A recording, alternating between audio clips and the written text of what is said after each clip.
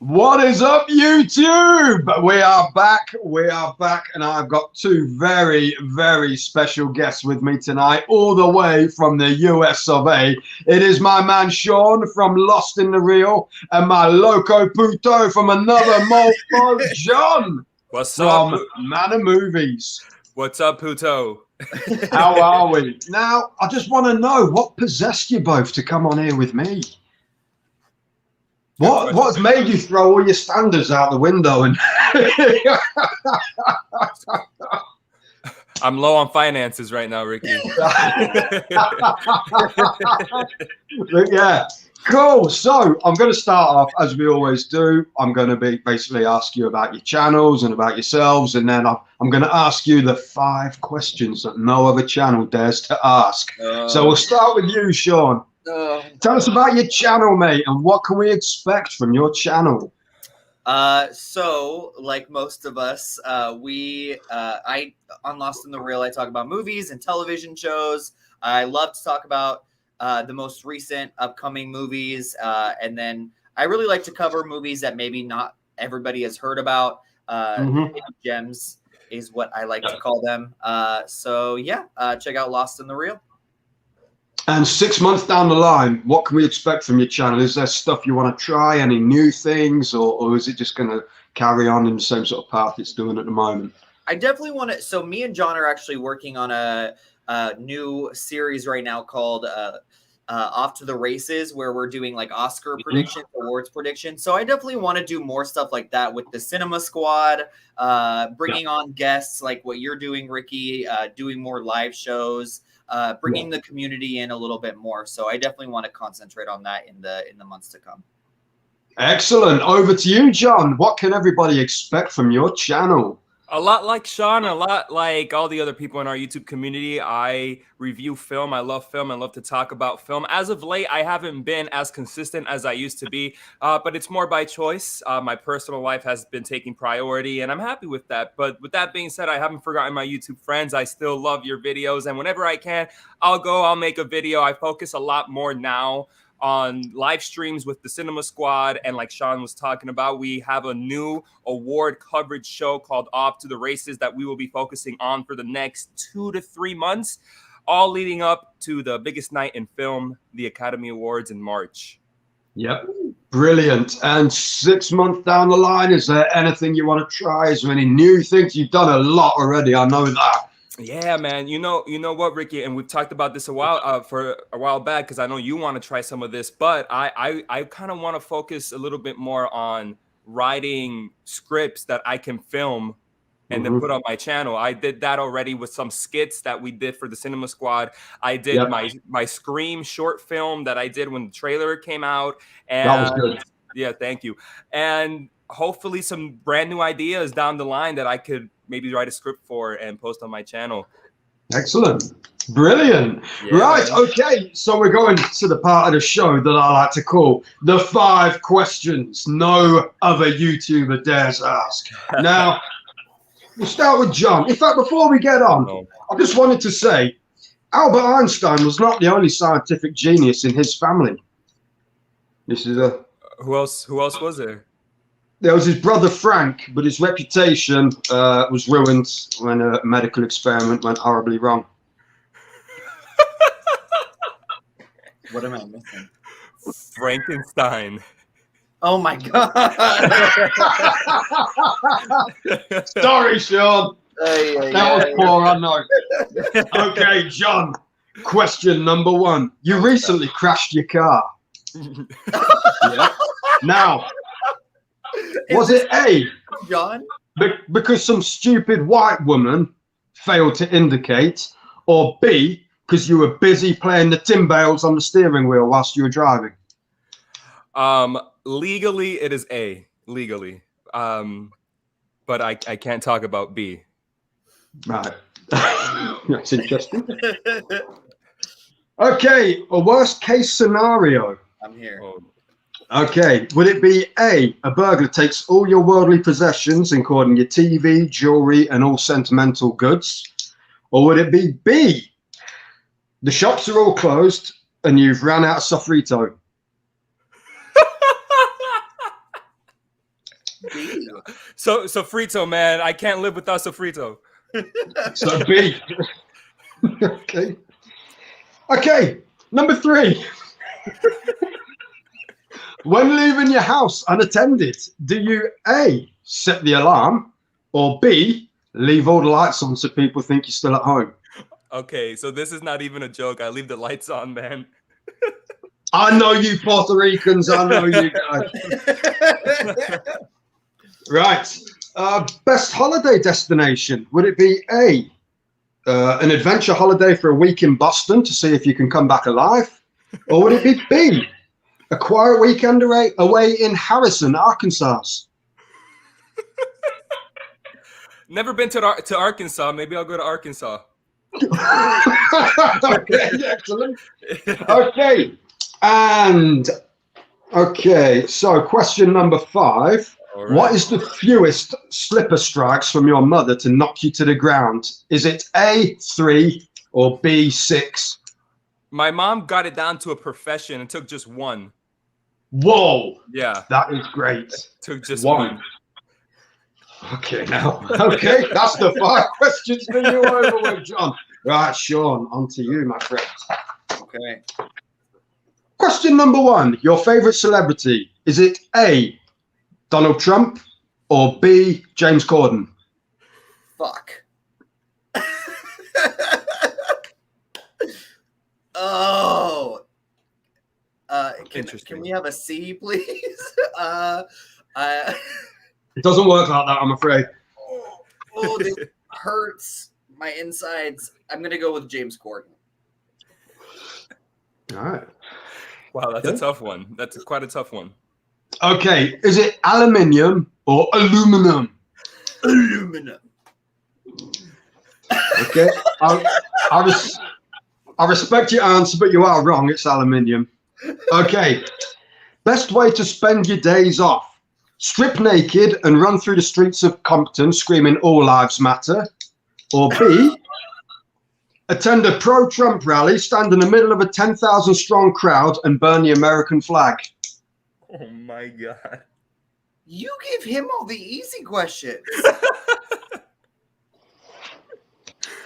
I'm interested. Come on, Shawn.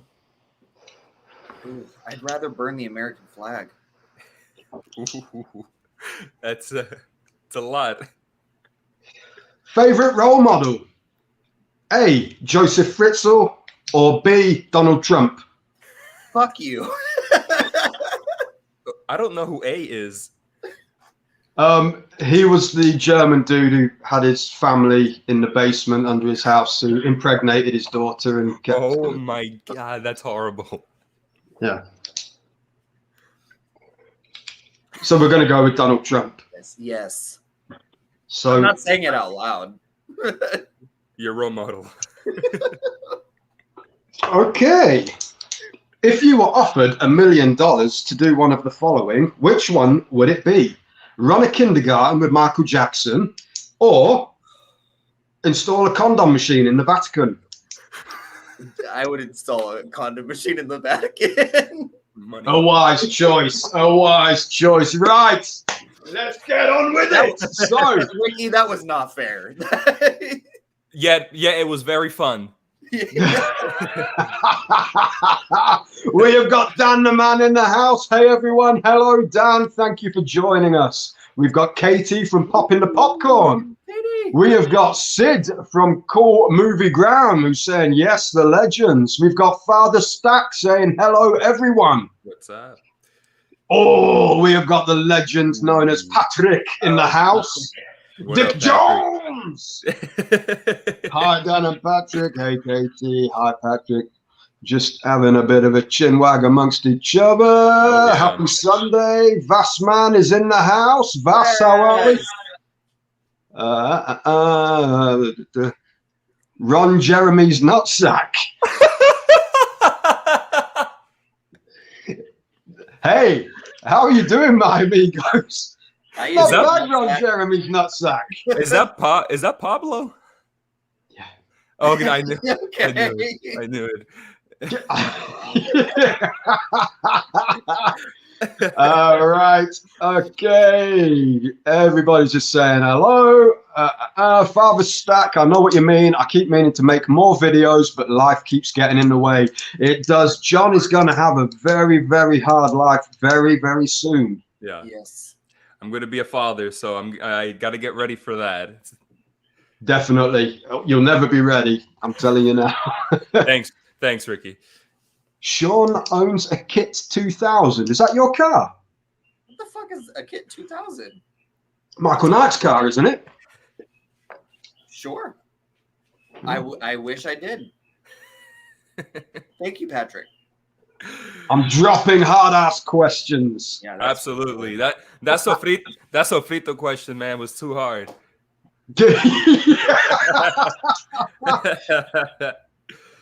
Is it true you love that stuff, though? Oh, dude, yeah. Puerto Ricans use that stuff like, dude, they put it in like their baby's milk when they're born, and it's used for everything. It's used for everything. Okay, now. Trump's crowd would burn the flag. I thought Trump's crowd were very, very patriotic. Yes, please don't put me in that crowd, Patrick. Old TV Ads UK is in. He's saying kindergarten with MJ and then laughing. Patrick is saying Dick Jones. The RoboCop reference. Good evening, guys, from the Dutch film buff. Right. Cool Moviegram is saying, father of two myself, life is never the same, but for the better. Congratulations, buddy. Nice one, Sid. Thank you. Right. Thank you.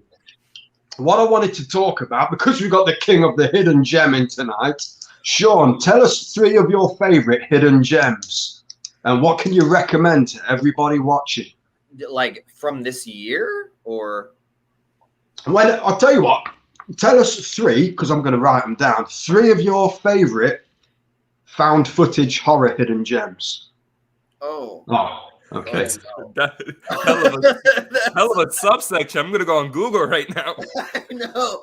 Yeah, I'm not the biggest found footage person. I feel like Lisa would be good to ask that question. She loves. Well, I could reel a load off, but okay. 3 hidden gem horror films then from whenever. Okay, I'm gonna pick from this year, just because it's recent. Number 1, these are all like pretty close to my top 10 too. I love these movies. Number 1 is Come True. It's a movie about dreams and like waking nightmares. It's kind of like a mix of sci-fi, like retro sci-fi 80s with horror. It's really good. It's weird. The end is insane. It doesn't make a lot of sense, but it's a lot of fun. My second is called Vicious Fun. It's on Shudder, and it's about it's instead of Alcoholics Anonymous, it's a Serial Killers Anonymous group, and they're all these crazy serial killers, like 70s, 80s slasher tropes. There's like a Jason type guy, and basically this guy, he gets really drunk and he wakes up and he like walks into this Serial Killers Anonymous group and has to pretend that he's a serial killer. Really, really good. And then last is called My Heart Can't Beat Unless You Tell It To.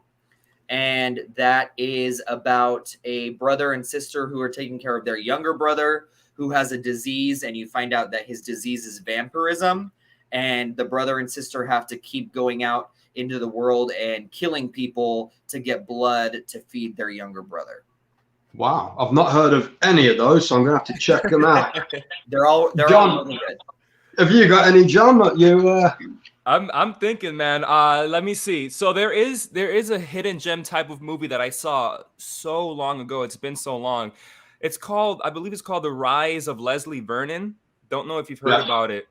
No. No. So it's kind of like a mockumentary. It's a film crew, and they're like doing this documentary on this. He wants to be a serial killer named Leslie Vernon, and it's in a world where Nightmare on Elm Street, where Halloween, where Friday the 13th are all real things that happened, and they're well-known killers. And this guy Leslie Vernon wants to be a killer like them, and this documentary crew is kind of like filming him around, trying to be the next big serial killer. I saw it years ago, but I do remember really enjoying that one. Oh wow! That's Check it. really good, John. Yeah. I want to see that. And then number 2, it's not necessarily that I think it's a good movie or a gem of sorts, but it was interesting and I did appreciate watching it. I saw it this year because of the Upside Down. It's called Lake Mungo. Oh, God. Yeah. So the thing is, I don't think overall it is a good movie, but I think it had concepts that it touched on, and it's kind of like a mockumentary / found footage that was scary. I think it was able to dial up the fear to an 11. It does drop it, but I think that first half of Lake Mungo is worth a watch. Yeah. Agreed. Have you got a third? Come on. Man, a third. Jesus Christ. A hidden gem horror movie. Man, I don't know if this movie's any good, but I do remember watching a found footage film called Paranormal Entity, which was like a straight bootleg reboot of like Paranormal Activity. But I thought it was better. So here's what I'm going to say, Ricky. I haven't seen that movie since my middle school days, but I do remember watching it with a couple of friends of mine and thinking it was scarier than Paranormal Activity, especially because of the 911 calls between the film. Dude, they send chills down your spine. It's been a while. I don't really remember it. I don't know if I should recommend it, but it's the first thing that came to mind. You should. It's a good one. It's very good. Ricky, have you seen Hell House? Yes, all 3 of them. What did you think of I've only seen the first one. What do you think of it? Number 1, brilliant. 2, yeah, I was really impressed by it. And then 3 is just they should have left it at number 1. Number 1 was brilliant. I love that film. Those clown dolls in the basement and gave me the creeps big time. Really good film. I love that. Okay. I was wondering, did either of you know if Sean Connery liked herbs or not? I don't. What kind of only herbs? Any. And I did ask the question, and he said only partially. Yes, I like that one. Hey, hidden gems for me. This is Father Stack. He's saying Runaway Train, Tucker and Dale versus Evil, That's a good one. Blue Sunshine. I've never seen any of those. I've never even heard of Blue Sunshine. I haven't seen Runaway Train. I haven't seen, but I've never even heard of Blue Sunshine. Yeah. I've not. You want to get him wrote down, Sean? Yep. Tucker and Dale versus Evil. I've heard of. Tucker and Dale versus Evil is great. Is it? Yeah. It's a comedy, isn't it? Yeah. It's like a cult classic of sorts nowadays. Yeah. Oh, Blue Sunshine is older. All right. Series of cool. Oh, that sounds good. Vastman's saying he likes Tucker and Dale. Patrick is saying an IFC midnight movie. Faints was one of those that you said, Sean, an IFC film. I'm pretty sure Come True is an IFC midnight movie. Maybe My Heart Can't Beat too. I don't know. But Patrick I know loves all that stuff. Oh yeah, he loves does. IFC midnight. Yeah. Yep. And Wild Eye. What's even like a good Wild Eye film? Ouija Shark, pure terror. 90 minutes of pure terror. I've got it. I'll check it out, Ricky. I'll check it out. Is that? Yeah. Are they the company that did Santa Jaws? I don't know. Patrick recommended Ouija Shark to me, saying it was terrifying, and I watched it, and I can't even begin to describe how crap it was. It was made on a budget of about $2.50, and it's. But was it so bad it was good, Ricky? No, it was just so bad. It was. Some films you get so bad that are good, but that one was just bad. Yeah. Patrick could probably argue, but let's face it, it's crap. Right, Father Stack. Jack Brooks, Monster Hunter, and Behind the Mask, The Rise of Leslie Vernon, too. Not heard of either of those. That's the one that John was just talking about. Yeah, the Leslie Vernon one is the serial killer documentary one. Yeah, that's a pretty good one. So I'm going to have to put a cross next to that one. I've got to watch that one straight away then. There you go. Behind the Mask, Rise of Leslie Vernon. And Jake Brooks, Monster Hunter, not heard of. I haven't heard of that one. Father Stack is saying Lake Mungo is fantastic. All right. John agrees with you. Ron Jeremy's nutsack is saying Leslie Burnham. I don't recall him. I know of Leslie Nielsen. Fuck off. Fuck off. Do you guys know of him? I just saw a little short Leslie Nielsen documentary right before I got on here too. Really? Yeah. Ricky, Like what's up Leslie with that? Nielsen, Ricky?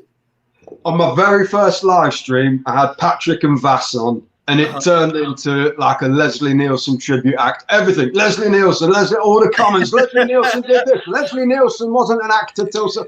Now shut the fuck up about Leslie fucking Nielsen. God. That's a soundbite. Lake Mungo and Come True bored my ass off. I agree with you, Vass. About the Lake Mungo anyway. I'm not seeing the other one. I get people not liking Lake Mungo. I think Lake Mungo, it was a bit like the Babadook for me. It was that sort of, it had that sort of, it was more of a fucking drama, I found, than a horror film. Everyone loves Babadook too. I personally, I didn't love it. No. Dude, Babadook, didn't Babadook get a Best Writing Oscar nomination, Sean? I'm not sure. I think it did. Anyhow, I only really think with Lake Mungo, the first half of the movie I think is really good, but then the other half is shit. The end sucks. Yeah. Jamie Hart is in the house. Hello, Jamie. Hey, Jamie. Ron Jeremy's nutsack is saying a great hidden gem of a horror, a German flick called Frontiers. I think I actually know what he's talking about. No, and I think it's kind of a fucked up movie, if I remember correctly. Have you guys seen Sex Lives of the Potato Men? That's not real. That's real. No way, really? No, it's an English comedy. It's obscene. No, never heard of it. I don't know if you know him out there. It's got a guy called Johnny Vegas in it. No, never mind. No. Porno. They deliver potatoes to. We have fish and chip shops in this country. It's an English sort of takeaway place. They deliver potatoes to there, and it's just full of toilet humor, basically. Knowing Ricky, I was waiting for it's a porn. No, it's not. It's a Johnny Vegas comedy, and it's very funny, I will say, but it's not for the faint-hearted. Frank Drebin? What is he saying, Ricky? Frank Drebin was Leslie Nielsen's character in Naked Gun. Oh, dear. Oh, no more. Oh, for fuck. oh, no. Oh. It's Leslie Vernon. Okay movie, but I prefer the earlier Belgian serial killer mockumentary Man Bites Dog. That movie's fucked up. Never heard of it. I'm telling you now. I couldn't get through that movie. The Dutch film buff is a true expert on movies. He's nice. That one, Man Bites Dog is pretty. It's well known. It's like one of those it went there kind of movies. I've never heard of it. I have a question for him then. So, because I haven't seen Man Bites Dog, but I do know that many people consider. Have you guys heard of Martyrs? Yes. It's one of the most gruesome films ever made. People can't even get through it. Is that worse, or is Man Bites Dog worse? I think Man Bites Dog is worse. Martyrs, yeah. Okay. Yeah, I would say Man Bites, because Man Bites Dog is NC-17. And Martyrs is R, but I mean, really? Martyrs is still messed up, but yeah, I did like Martyrs. That was good. Gritty, grimy, yeah. I didn't like the remake so much though. The American remake that didn't hit the same spot for me. Yeah, it is very tame. Father Stack, Frontiers is excellent. Jamie's saying hi, Patrick. AJ is in the house. AJ's movie place. What's up? Right. Sid is saying my hidden horror gems are Point, Mr. Brooks, and Haunted Cop Shop. Mr. Brooks, that's the one with Kevin Costner. Yeah, I've seen that one. That's surprising. I'm surprised you have that on your list. I like Mr. Brooks. I wanted more Mr. Brooks movies, to be honest. I liked it a lot, but yeah, I've not heard of Our Point or The Haunted Cop Shop either. That last one sounds good. The Haunted Cop Shop, yeah. Very good. Right. Oh, here we go. Ouija Shark. Let's do it. Let's do it. Father Stack, is that about a shark from Glasgow? Oh, Patrick. He's finally admitting Ouija Shark is shit. Bones is in the house. Hello, Mr. Bones. What's up? Hidden Gems, Jamie is saying, is Hellfest, Vacancy, and Waxworks. I've not seen Hellfest or Waxwork, but Vacancy was very good. Yeah. Love that. Super underrated. Yeah, Vacancy's super underrated. Waxworks, I've never even heard of till today. Waxworks. Nice. And Our Point? What is that? Was Our Point? Was it Our Point? I think it was Our Point, yeah. Our Point. Our Point, yeah. Yep. Hellfest is that movie that came out a couple years ago about like the theme park horror thing, right? Is that Hellfest? I thought that was called Haunt. Yeah. Serial killer turns a horror-themed amusement park into his own personal playground. That sounds like fun. That's Hellfest? Hellfest, yeah. Yeah. That sounds like fun. Yeah. It sounds very similar to Haunt, where they go to those walk-in haunted houses on Halloween, and it is similar, Ricky, but I think Hellfest is actually in an amusement park. All right, okay, I'll have to check that one out. Is Haunt the one that Joe keeps telling me to watch? That Joe? Yes, Joe likes it as well. Yeah, I think it was Eli Roth as well. I played a part in it. Found footage, and it's very good film. Yeah. Leslie Vernon is awesome. I'm missing out on something here, big time. I need to check that film out. I like to see Mr. Brooks. Go and get it watched, Patrick. It's a good one. Bloodfest is good. To Jamie, have you seen it? Mr. Brooks is really good. Okay, Mr. Brooks is so underrated. Everybody loves Mr. Brooks. I like that. I've got to rewatch Mr. Brooks because I feel like I'm the outlier here. I saw it years ago and I didn't really think it was all too good. I think casting Dane Cook was really weird. Dane Cook. Oh my God. But besides that, I think it's a really good movie. Have Cheatable View is saying a hidden gem, Forbidden Planet. Isn't that like a really old movie? I don't know. Yeah, I think it is. I mean, they say it in the lyrics of the Rocky Horror Picture Show. Must be bloody old then. Yeah. Babadook was not as good as everyone made out. Amen to that, Sid. I really didn't enjoy it much. I think it's because they overhyped it, saying it's the scariest film ever made. So you watch it thinking, ooh. Yeah. And then it's like, the fuck is this? Yeah, the same thing about Saint Maud. Everyone kept saying how scary Saint Maud was going to be, and I was like, this was not scary at all. I was about to say that. Every year, there's always at least one horror movie that they advertise as the scariest movie in years, and it never lives up to that hype. I would say Hereditary lived up to it, at least for me. I love Hereditary. Ricky, why'd you... No, Ricky, no. One of my favorite movies. It's watchable. It's enjoyable. It wasn't scary, I didn't think. I think it had some... Yeah, kind of thing. But I just felt it didn't hit the spot for me. Patrick did a review on it as well, and he felt the same. I think some films do get overhyped, and you go in there with high expectations to watch them, and then it sort of falls flat. For me, I just didn't like the ending either. See, I like the ending. Yeah, I love the movie. I think that it's a really great movie in general. Like you say, maybe it's not necessarily scary, but like Shawn said, I think it's more up here where the horror is supposed to be. Yeah. But no, don't get me wrong, I enjoyed it. I thought it was a good film, but it wasn't as good as people make it out for me anyway. Gotcha. When it came to the ending, I didn't like the ending when I first saw it, but then I started doing research and like looking into like all the deities and stuff. And that's when I kind of started getting into it. Like after the movie, I started liking it more. But I do agree with you. The ending was a little off for me when I first saw it. Yeah. They had that shocking moment where that little boy put his head out the car or something like that. Girl, yeah, that's that moment. Yeah, it's messed up. And you see it. I didn't think they were gonna show it. Yeah. And you see it. Oh. Jamie saying she didn't like Babadook either.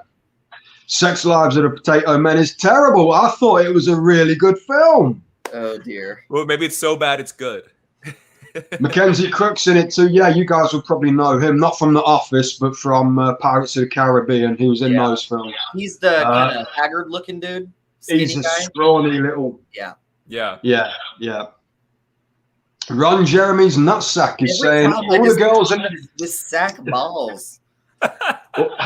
All the girls in the industry have called me Mel Gibson for years. I say to Deep Debs, why you call me Mel Gibson? My name's Ron Jeremy. She says, I think it's because you got a lethal weapon. Amazing. It's a nice little monologue there.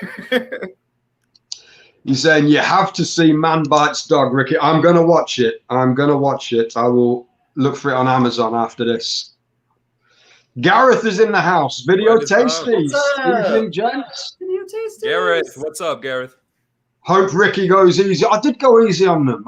I thought the questions were quite mild. No. I think they were. I thought they were. Really?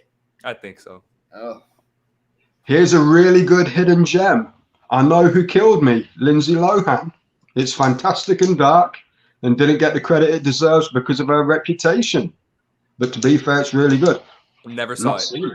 No. Never saw it. That's a really hot take.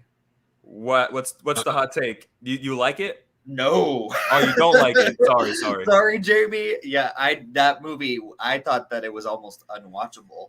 But I mean, maybe it's because I did see it when it came out in theaters, and there, it was like Lindsay. I think that's like one of her last movies that she did before she kind of went completely off the deep end. Maybe it's because of her reputation, and I haven't seen it since then. But I remember just not liking it. So I don't. You're at loggerheads here, Jamie. 2 rules of life, Jamie. Number 1, never give out all the information. Audio information. I'm not going to tell you number 2. Right. Ron Jeremy's nutsack is saying, Lives of the Tatty Men. Who's he? He's the pickled onion man. The kid out the office is strapped to the ceiling. It's all about crazy paving. Yeah. I mean, I don't know if you guys would appreciate Sex Lives of the Potato Men because it is a very British comedy. It's, I've got to watch it. Very crude. Definitely.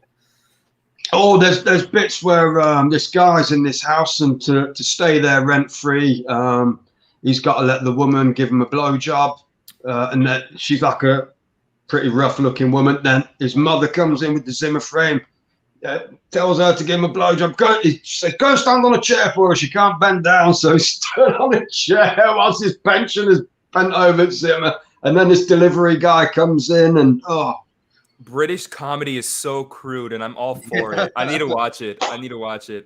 It is, yeah. Our Point is Korean. It's good. I got it on my list. Our Point is a Korean horror movie set in the Vietnam War. Sounds very good. Very suspenseful and freaky. Haunted Cop Shop is a horror comedy from Hong Kong in the 80s. Okay. I love a good horror comedy. Sid is the man for the Hong Kong cinema. Waxwork is a very 80s, very fun. The favourite, you would like it, Ricky, right? Okay. Well, I've got that on my list anyway. Is it a bit like House of Wax? Oh, this guy loves House of Wax. I love House of Wax. I like House of Wax. I really do. It's just a pity I haven't got a Blu-ray release in this country. Really? Only DVD. Wow. I don't know why. Yeah. Oh, Matthew Binney, VHS. Good morning. I got Waxwork on VHS. Matthew, God, it must be early over there. He's in Australia, so it's about like 4 o'clock on Sunday morning for this guy. Jeez. Wow. Well, good morning. He sets his alarm to get up. He's a good follower, is Matthew. He's got a good channel. He's got an impressive VHS collection as well. Awesome. Right. Let's check him out. Jamie Hart is saying Hellfest is fantastic and they should make more. One of my friends has the mask from Hellfest and one of the bracelets that one of the characters wears. That's cool. I agree completely with Jamie. I think that concept from Hellfest lends itself to multiple sequels. Unfortunately, with horror, when you get multiple sequels, they usually start to suck. But definitely a sequel, at least. Yeah. Excellent. I've got to check that out then.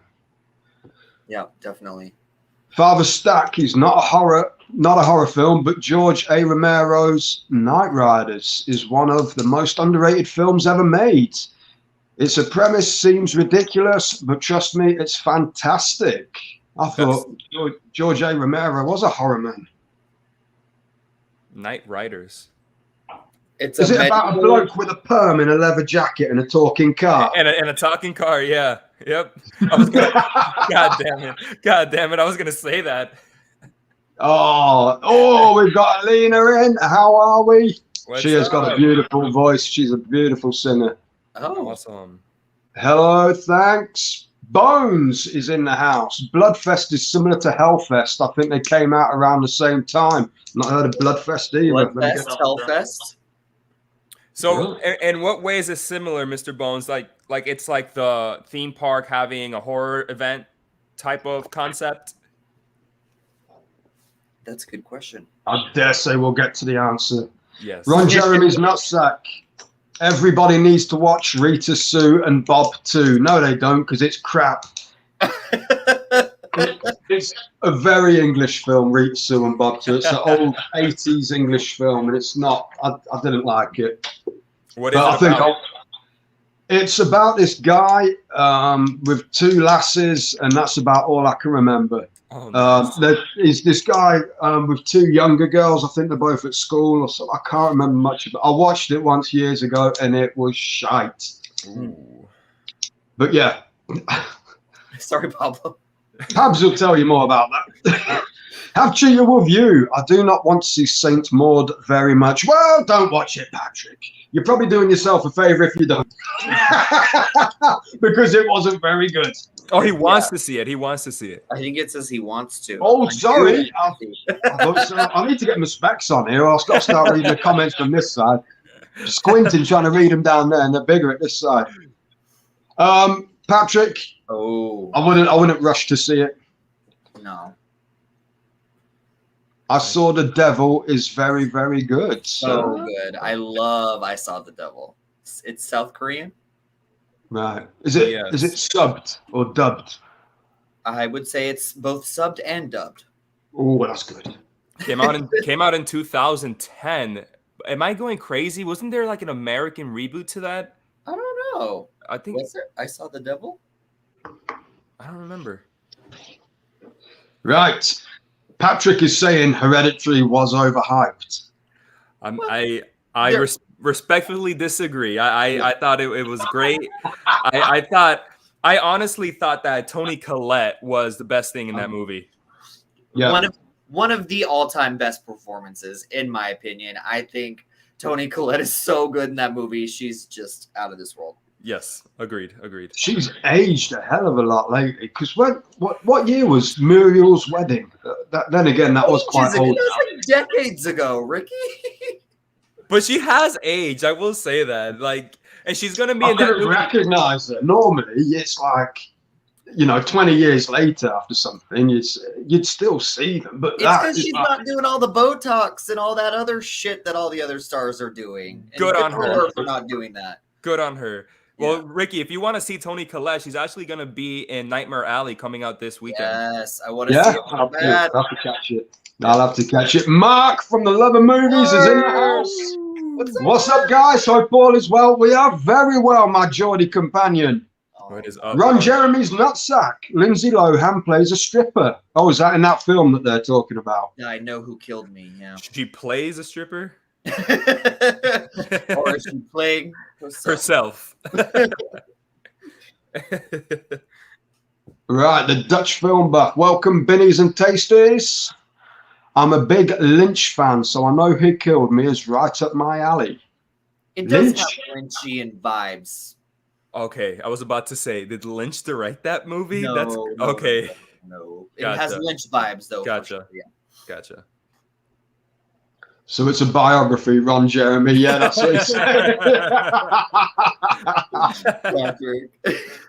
Hello, Dutch and Tasties. Right, a Dutch film buff. Already watched 3 Christmas movies last night. Tasties: Die Hard, Lethal Weapon, and Long Kiss Goodnight. All right, Ricky. I love it. Ricky. I like this guy. Why do you not think Die Hard is a Christmas movie? Well, okay. Why is Lethal Weapon not a Christmas movie? That was my next question. Everybody says about Die Hard being a Christmas movie. Nobody ever says Die Hard 2 is a Christmas movie. Yeah, I mean, that's deep snow as well on Christmas Eve, but nobody says that.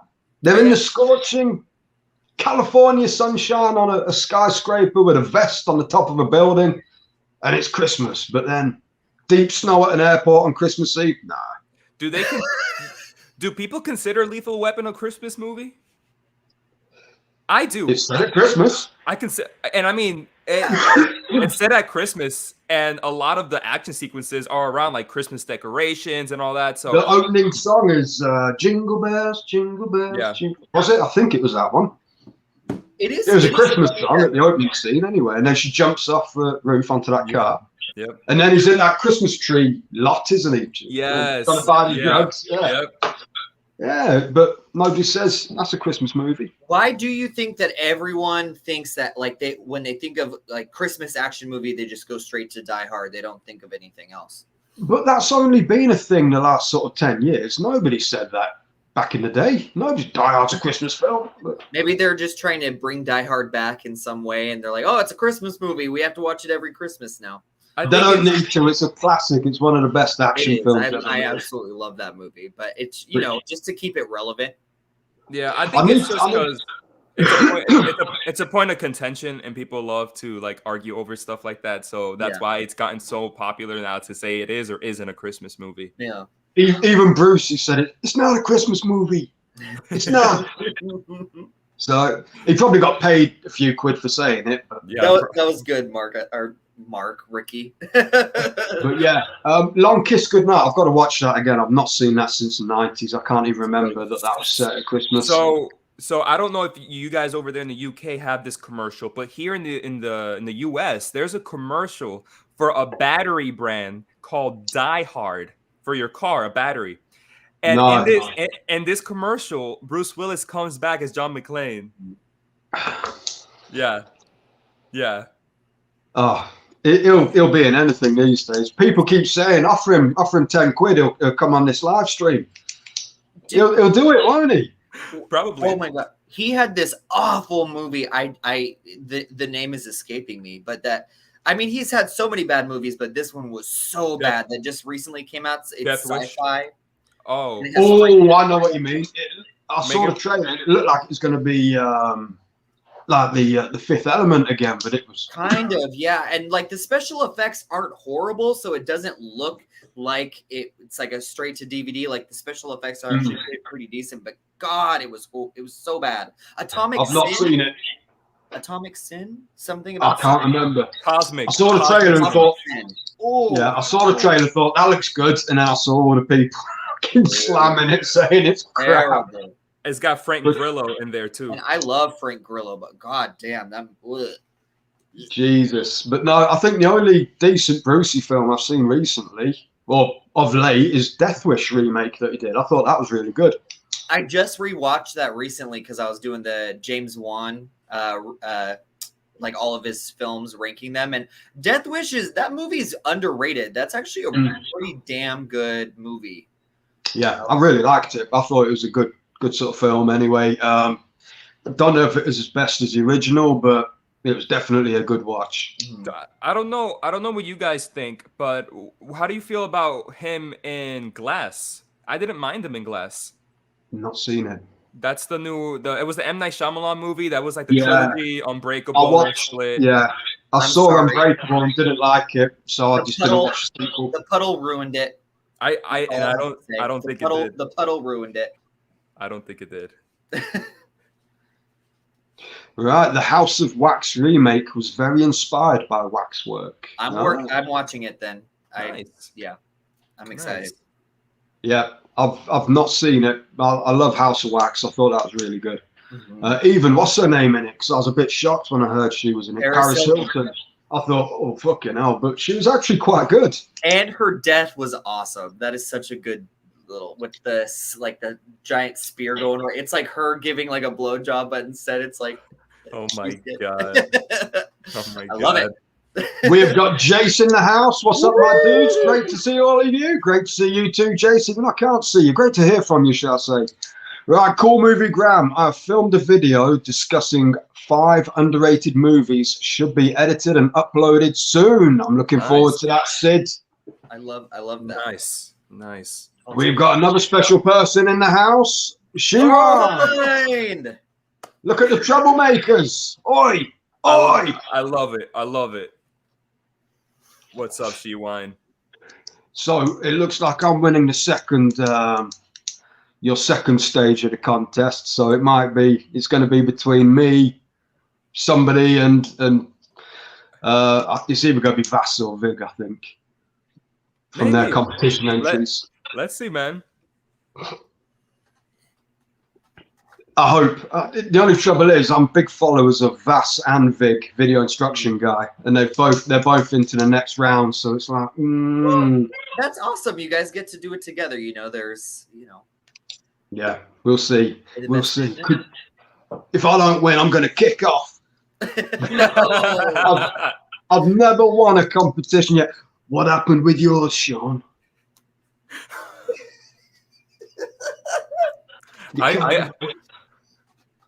It needs to happen. It'll happen soon. I keep saying that. I do want to. I just remember doing it. So, it's the deadline. I got home from work about 2 in the morning. And thought, I've got to do something to show support. He wasted He wasted the Amazon gift card on strippers and drugs. What, in Barcelona? Sorry, Shawn. Too soon, Ricky. Sorry, mate. I'm only joking. Anyway, Jamie Hart is saying to the Dutch film buff, The Long Kiss Goodnight is awesome. Gina Davis is so badass. Yes. What happened? I can't remember much. Yeah, where is Gina Davis nowadays? Yeah, like, wasn't the last movie she was in like the Stuart Little films? That's all I can think. Quite possibly. Father Stacker's sub to Cool Movie Graham. Sid saying thank you. Good. Get Sid some recognition, guys, because he is a really good channel. Still relatively new on YouTube, so he's just subscribe. Yeah, really good. And I'll tell you, if you've ever got any questions on Hong Kong cinema, he's your man to ask the question to. Nice. Right. The Dutch film buff is saying probably her best role, Jamie. She's very good in it. I think they're talking about Long Kiss Goodnight still. You're welcome, mate. Was that the old ABBA chick? No. What, Gina Davis? No. I think Gina Davis. No, but it's no. I'm confused by that question. Yeah. Well, they did a film about ABBA, didn't they? Mamma Mia, was she in that? No. Well, I don't know if Mamma Mia has ABBA songs. Never watched it. My wife's seen it, and I walked in as Pierce Brosnan was singing, and I thought, "What in the fuck? What is this?" You were like Russell Crowe singing. You're like, "Mamma Mia, Mamma Mia, get me out of here!" But yeah, so Mr. Bones is saying, "Yes, sir, they have the same stuff. A con fest type of deal. The fat kid from the new Spider-Man is in it." He works at a vid store and loves horror, so know all the horror rules and tries to use them to survive. We'll talk about Hellfest again. Is it Hellfest or Bloodfest? He's talking about Bloodfest. That is really cool. Oh yeah, you asked what the difference was, didn't you, John? Sorry. Yeah. Or what the similarities were. Sorry. Bloodfest. Oh fucking hell! 1994, Muriel's wedding. I was 21. I can't believe you're that old, Jamie. No, I don't mean it in a bad way. I think she looks. Okay. I can't believe you're patient. She looks a lot younger. She's 2 years older than me. Oh wow, that's really old. Well, no, I'm playing. but Jamie, I thought she was in her 20s on her video. She looks young, so I was like, whoa. I mean, some people may say it's old AF. How old are you, Ricky? I'll see myself out. Have a guess, Shawn. 21, 22, do you think? 40, 41. 42. 42? Yeah. That's not that old. No, but we just needed to think of a catchy name. So how old is Pablo? Like 56? Oh my. Pablo's actually younger than me. He's my. He's 39. He's gonna rub Ron Jeremy's ball sack on your face, Shawn. Sorry. No, he's younger than me. Yeah. No, we looking at YouTube. Most of these film reviewers are quite young, aren't they? And we just thought, hey, we're just two dads talking about films. Let's call ourselves the oldest fuck reviewers and see where it goes. I love it though. It's hilarious. We've talked about it before. I think you guys have something so different that people enjoy. Mm-hmm. Yeah, definitely. We do try. I went for a job interview the other day. I know it's a bit off track, but they asked if I could perform under pressure. I said no, but I'll give fucking Bohemian Rhapsody a good fucking go. Yes. That's pretty good. I like it. Applause. Paul Tams is in the house, ladies and gentlemen. Hope you're all well and having a great festive time over December. John, miss your reviews. Shawn, glad to see you back. Ricky, you the man. Why, thank you, Paul. Yeah. Paul is awesome, man. Paul is such an awesome dude. Not as awesome as me, though. Well, it's hard to reach that level of excellence. No. Well, I am Paul doing this for the money. Because Die Hard 2 sucked. Die Hard 2 was good. I like Die Hard 2. I just watched Wrath of Man, which was a hell of a lot better than I thought it was going to be. Still reckon I could take Statham in a scrap, though. But no, he's trim. He's trim. Pretty trim. I think right now Statham is currently filming the new Expendables film, right? I hope so. And the new Guy Ritchie movie. There's another one. Oh, please no. I didn't like Wrath of Man. Sorry, Paul. But I really didn't like Wrath of Man. I'm not a big fan of Guy Ritchie films. I like Lock, Stock, Snatch, and The Gentleman. I thought that was really good. Have you seen Rock and Rolla? Yes. Yeah. Again, it wasn't bad, but it didn't quite capture the same essence that I thought Lock, Stock, and Snatch had. That's my favorite Guy Ritchie one, actually. Rock and Rolla. I think that Lock, Stock, and Snatch are both very sort of English films, so it's probably more a sort of different cultural sort of thing. Obviously, in the UK, that to us is especially Snatch with Vinnie Jones in as well. Ricky, I know you might not be into Disney, but Guy Ritchie's Aladdin was actually surprising, in my opinion. Surprisingly good. Yeah, no, I don't mind Disney. Yeah, Guy Ritchie did superhero flicks. I don't like. Gotcha. Yeah, I know that. Patrick saying Die Hard 2 is a Christmas movie. Well, if number 1 is, number 2 has to be. Okay, Die Hard 1 and 2 are both Christmas movies. Normally watch both on Christmas Eve, followed by Lethal Weapons and Gremlins. Oh, I love that movie. Gremlins is a great one. So good. Joe from Geeky Hijinks says that Gremlins, he doesn't know if it's like Christmas or not Christmas, but I say it's very much a Christmas film. Very Christmas. Yeah.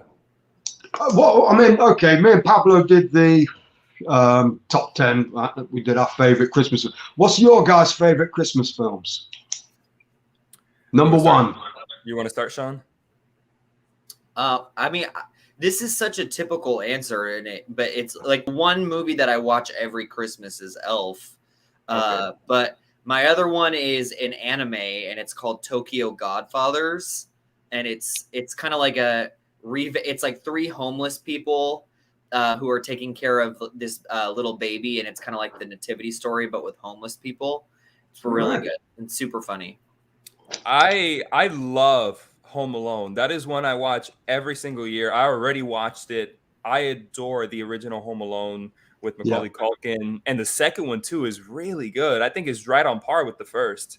Yeah. I think number 2 was better. Wow. I mean, I can't argue it. I think it's on par. I just think they ramped up the slapstick in number 2, didn't they? And made the sort of traps for the burglars a lot more brutal in that film. He turns into a skeleton at one point in that movie. I love it. I think it's absolutely hilarious. Have either of you seen the Home Sweet Home Alone? I saw it, and it is a piece of effing shit. Don't ever watch it. Don't. You can say fucking on my channel. I know that it looks like Kevin McAllister, however you pronounce it, Kevin McAllister has been eating a lot of bloody cookies in that film. He's a bit. He's a big lad, isn't he? Yeah. Yeah. It makes you wonder how he can even set these traps without having like a diabetic heart attack or something. Oh my god! If this is improv, this is amazing. I don't know, but I've not seen it. I've seen the trailer and I thought, no way, I can't watch this. I can't watch it. You know how Home Alone has like 16 other sequels, and they're all different. This one's the worst. I've not seen any of. I've seen number 1 and 2, but you know it's not got the original cast in number 3, and it's not just Kevin McAllister. None of them are in it, are they? And you just think, no. So I just never watched it. It looks straight to TV sort of film, and I just thought. And I heard the kids like instead of like the burglars, like isn't he like tormenting his parents or something? And it's like the kid's an asshole. Yeah. So the kid in Home Sweet Home Alone is an asshole, complete villain, and you're supposed to root for him. And then the bad guy burglars are very sympathetic because they're parents that are trying to not get their house taken away. Oh, it's so weird. So, what kicked it all off? Did they lock the fridge or something? There is a McDonald's joke in there when the mom is like, "I'm not taking you to McDonald's," and he starts to cry. I'm not kidding. Yeah. Like bloody hell, a fat little kid. Right. Jamie Hart is saying, Lethal Weapon is a Christmas movie. I saw it in the theatre during the Christmas season when it came out. Nice. 1987, I do believe, that first one. Right. I love Deep Snow. This is Ron Jeremy's nutsack saying this. Here we go. I love Deep Snow. How much can you guys snort? I did 24 lines yesterday through a rolled up 50. Thank you. Oh, dude, I can't. The Dutch film buff, of course, Die Hard 2 is a Christmas movie, but it's not as good as the first one. That's why I never mention it. Yeah, well, it's not as good as the first one. No, the first one's an absolute classic. The thing I didn't like about number 2 is it just seemed too much of a coincidence. Christmas Eve again. His wife's on the plane that's been taken over by the terrorists at the airport. Right. Even that fucking news reporter's on the same plane as her. What the fuck? How? What? How? Why? No, but it was good. I still enjoy it. That was Brucey when he was good. I think Brucey's career receded with his hairline, didn't it? It just, as his hair went bolder and bolder, his career went down as well. Yep. Yeah, I think so. I think so. Oh, except for that one, Hudson Hawk. I haven't seen that. It was one of his early films. It was a bit garbage. Yeah. Hudson Hawk. Hudson Hawk. Yeah, it's not a great film. Die Hard is a Christmas movie. Ho ho ho. Now I have a machine gun. Well, we just answered that one, Mark. Anyway, I love Alan Rickman in that. He's brilliant, absolutely brilliant. And when he does that, so good. What's his name? Clay. Bill. Clay. And then Bruce is like, "Do you smoke Bill?" Yeah. And it's just like, he didn't even sound American. But Brucey kind of fell for it. Man, Alan Rickman, man. Gone too soon. He was a good. I'd say his best film for me was Robin Hood. I thought he was brilliant in that as the sheriff. Yes, yes. Oh, when he threatens him like cutting his heart out with a spoon. Yeah. I'll cut your heart out with a spoon. And then the other guy, where's spoon? Because it will hurt more. Brilliant. The only thing I didn't like about was fucking that Robin Hood film, other than the fact that Kevin Costner can't do a British accent, is the fact that they got to Dover at the very end of the country. We'll be in Nottingham by nightfall, walking. They're going to walk about 300 miles in fucking by tea time. Yeah, we'll be home for tea. Yeah, okay. Oh my. Yeah, because we're only a tiny little island, of course, aren't we? Bruce Willis and Eric Roberts need to team up. Yeah, they probably do, actually, because neither of them make a good film at all these days. They might get half decent one if they do. I love Glass. I love that whole trilogy. I agree. I think it's a really good trilogy. Glass isn't bad. I prefer UPVC, though. Glass ruined it for me. Unbreakable, really a masterpiece. God, I agree. Yeah. Well, I didn't like Unbreakable. Oh, Really? Did you like Split? You like Split? I've not seen that one. That's a good It's one. really good. I didn't. The thing is, if I don't like the first one, I'm not going to watch the sequels. That's. Oh, the sequel though is not really a sequel. It's you find out in the end that it was a sequel this whole time. Oh, for fuck's sake! Bruce Willis is starring in the Leslie Nielsen story. Ho, ho, ho. Right. Oh my God, my face is hurting. Father Stack, Art Imitates Life. Art imitates life. Is that a film? Or philosophy? It could be a philosophy. Does art imitate life? My philosophy is dirty duvet, dirty mind. Love it. It's a good philosophy right there. Hi, Dizzy. Who's Dizzy? It's a good question. My vote can be bought, Ricky. How much are we talking? Oh. How much are we talking? Let's see. Have treacle review. Medic. Ron Jeremy's nutsack. Whoa, Paris Hilton. Have you seen her other films? One Night in Paris. She deserved an Oscar for that. I mean, found footage VHS. Oh my God, dude! That's just. I remember after, because I'm a big wrestling guy. I never grew out of it. I love pro wrestling, and so you remember China, right? You remember China? Yeah. She had a One Night in China video. Wait, Black China? No, China the wrestler. She was like brolic. She was huge. Oh, I feel like that would be intimidating. And she had a sex tape, and because of One Night in Paris, they named it One Night in China.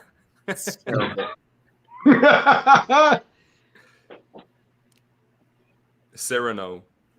Go bother mom. What? I don't know. You're my translator, Ricky. So if you don't know what it says, Patrick's American, so are you. I think Patrick's has been on the fucking crack before he came on. I think so. There's a movie coming out called Cyrano. Cyrano, yeah. Who's talking about? Right. Gina Davis. Oh, this is Ron Jeremy's nutsack again, by the way. Oh, Gina okay. Davis married the film director who did The Long Kiss Goodnight. Yes, Randy she Harwood. did. When they divorced, I'm sure her main flick was Stuart Little. Oh, she my never God. hit the heights again once she divorced. Well, Yeah. that's what you get. Oh, that sucks. That sucks for her, though. I thought she was a great actress. Well, if she sucked for him, they might not have divorced. Right. Sorry.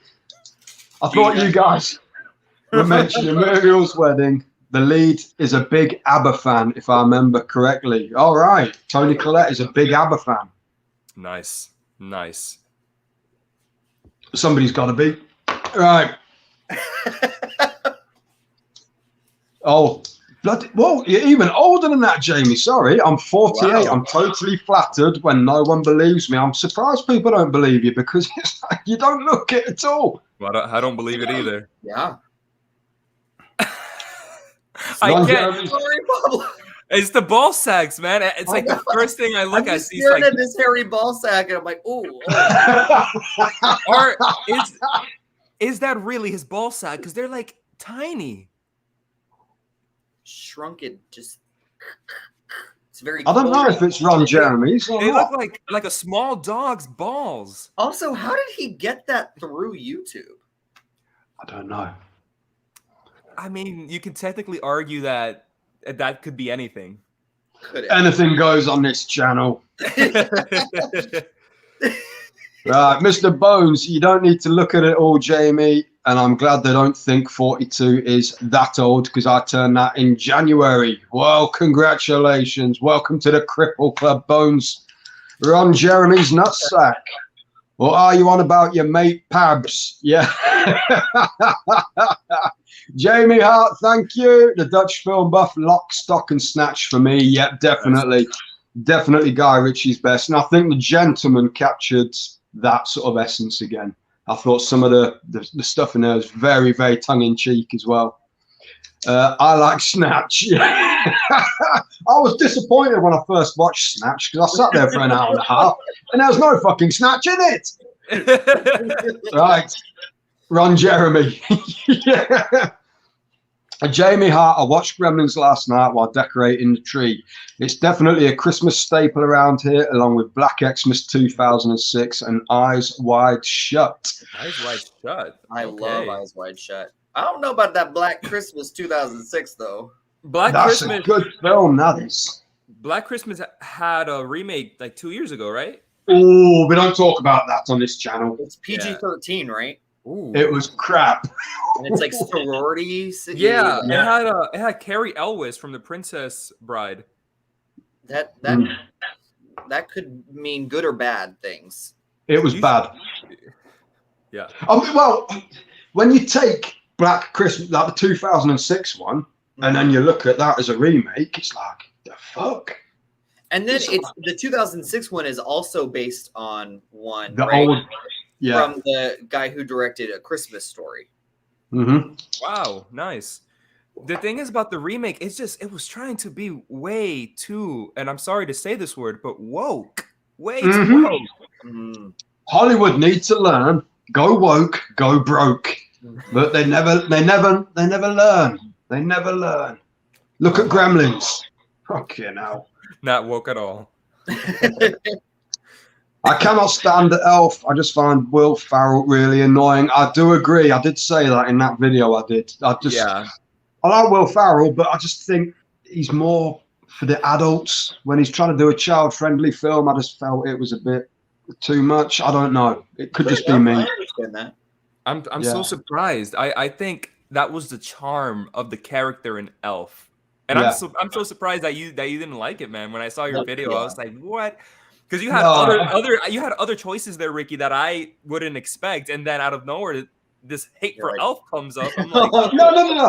I don't hate it. I just it doesn't hit the right notes for me. Like to be a film I'd rewatch every Christmas, like I do with a lot of other films. So gotcha. And that was the only thing about it. Cool movie, Graham. Cliff Richard is making a comeback. His new song goes, Christmas time, I'm hoping that he's 9. Oh my God. Cliff Richard was found innocent. So was Michael Jackson. Do you know what? I just think Michael Jackson had a screw loose. I don't think he was a... I don't think so. I don't think so. I think he was just a bit... Yeah. Yeah. Yeah, I think so.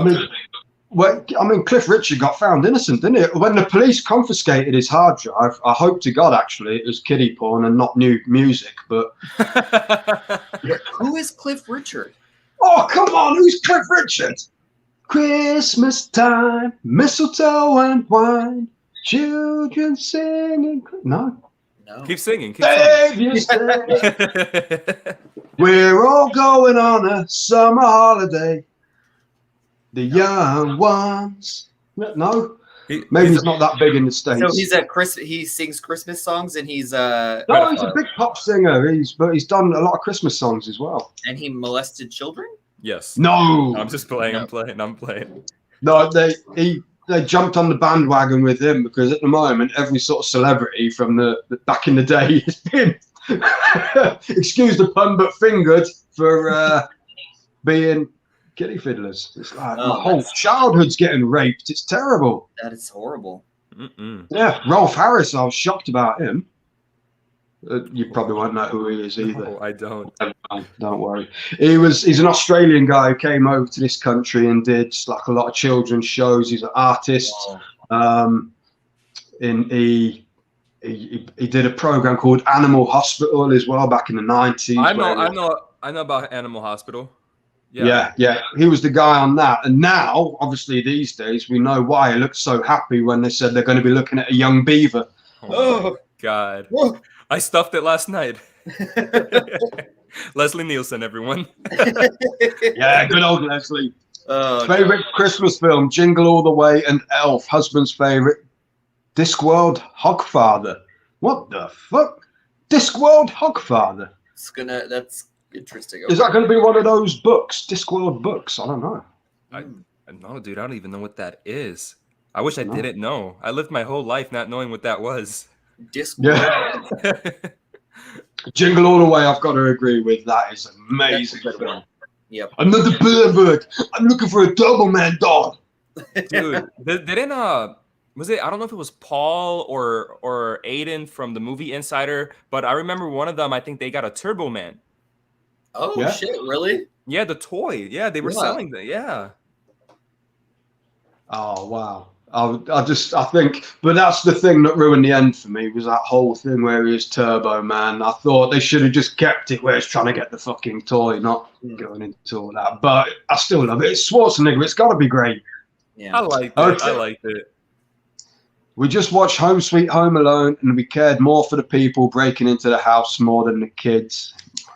Yeah, that's what I was saying. The kid is an ass in the entire film, and the burglars, I quote, burglars are good people, just falling on hard times. Right. And obviously they want some of the kids' food, and that's why he went a bit psycho. Not my McDonald's. When it comes to Arnie Christmas movies, I go for End of Days. Well, it was New Year's Eve movie, wasn't it?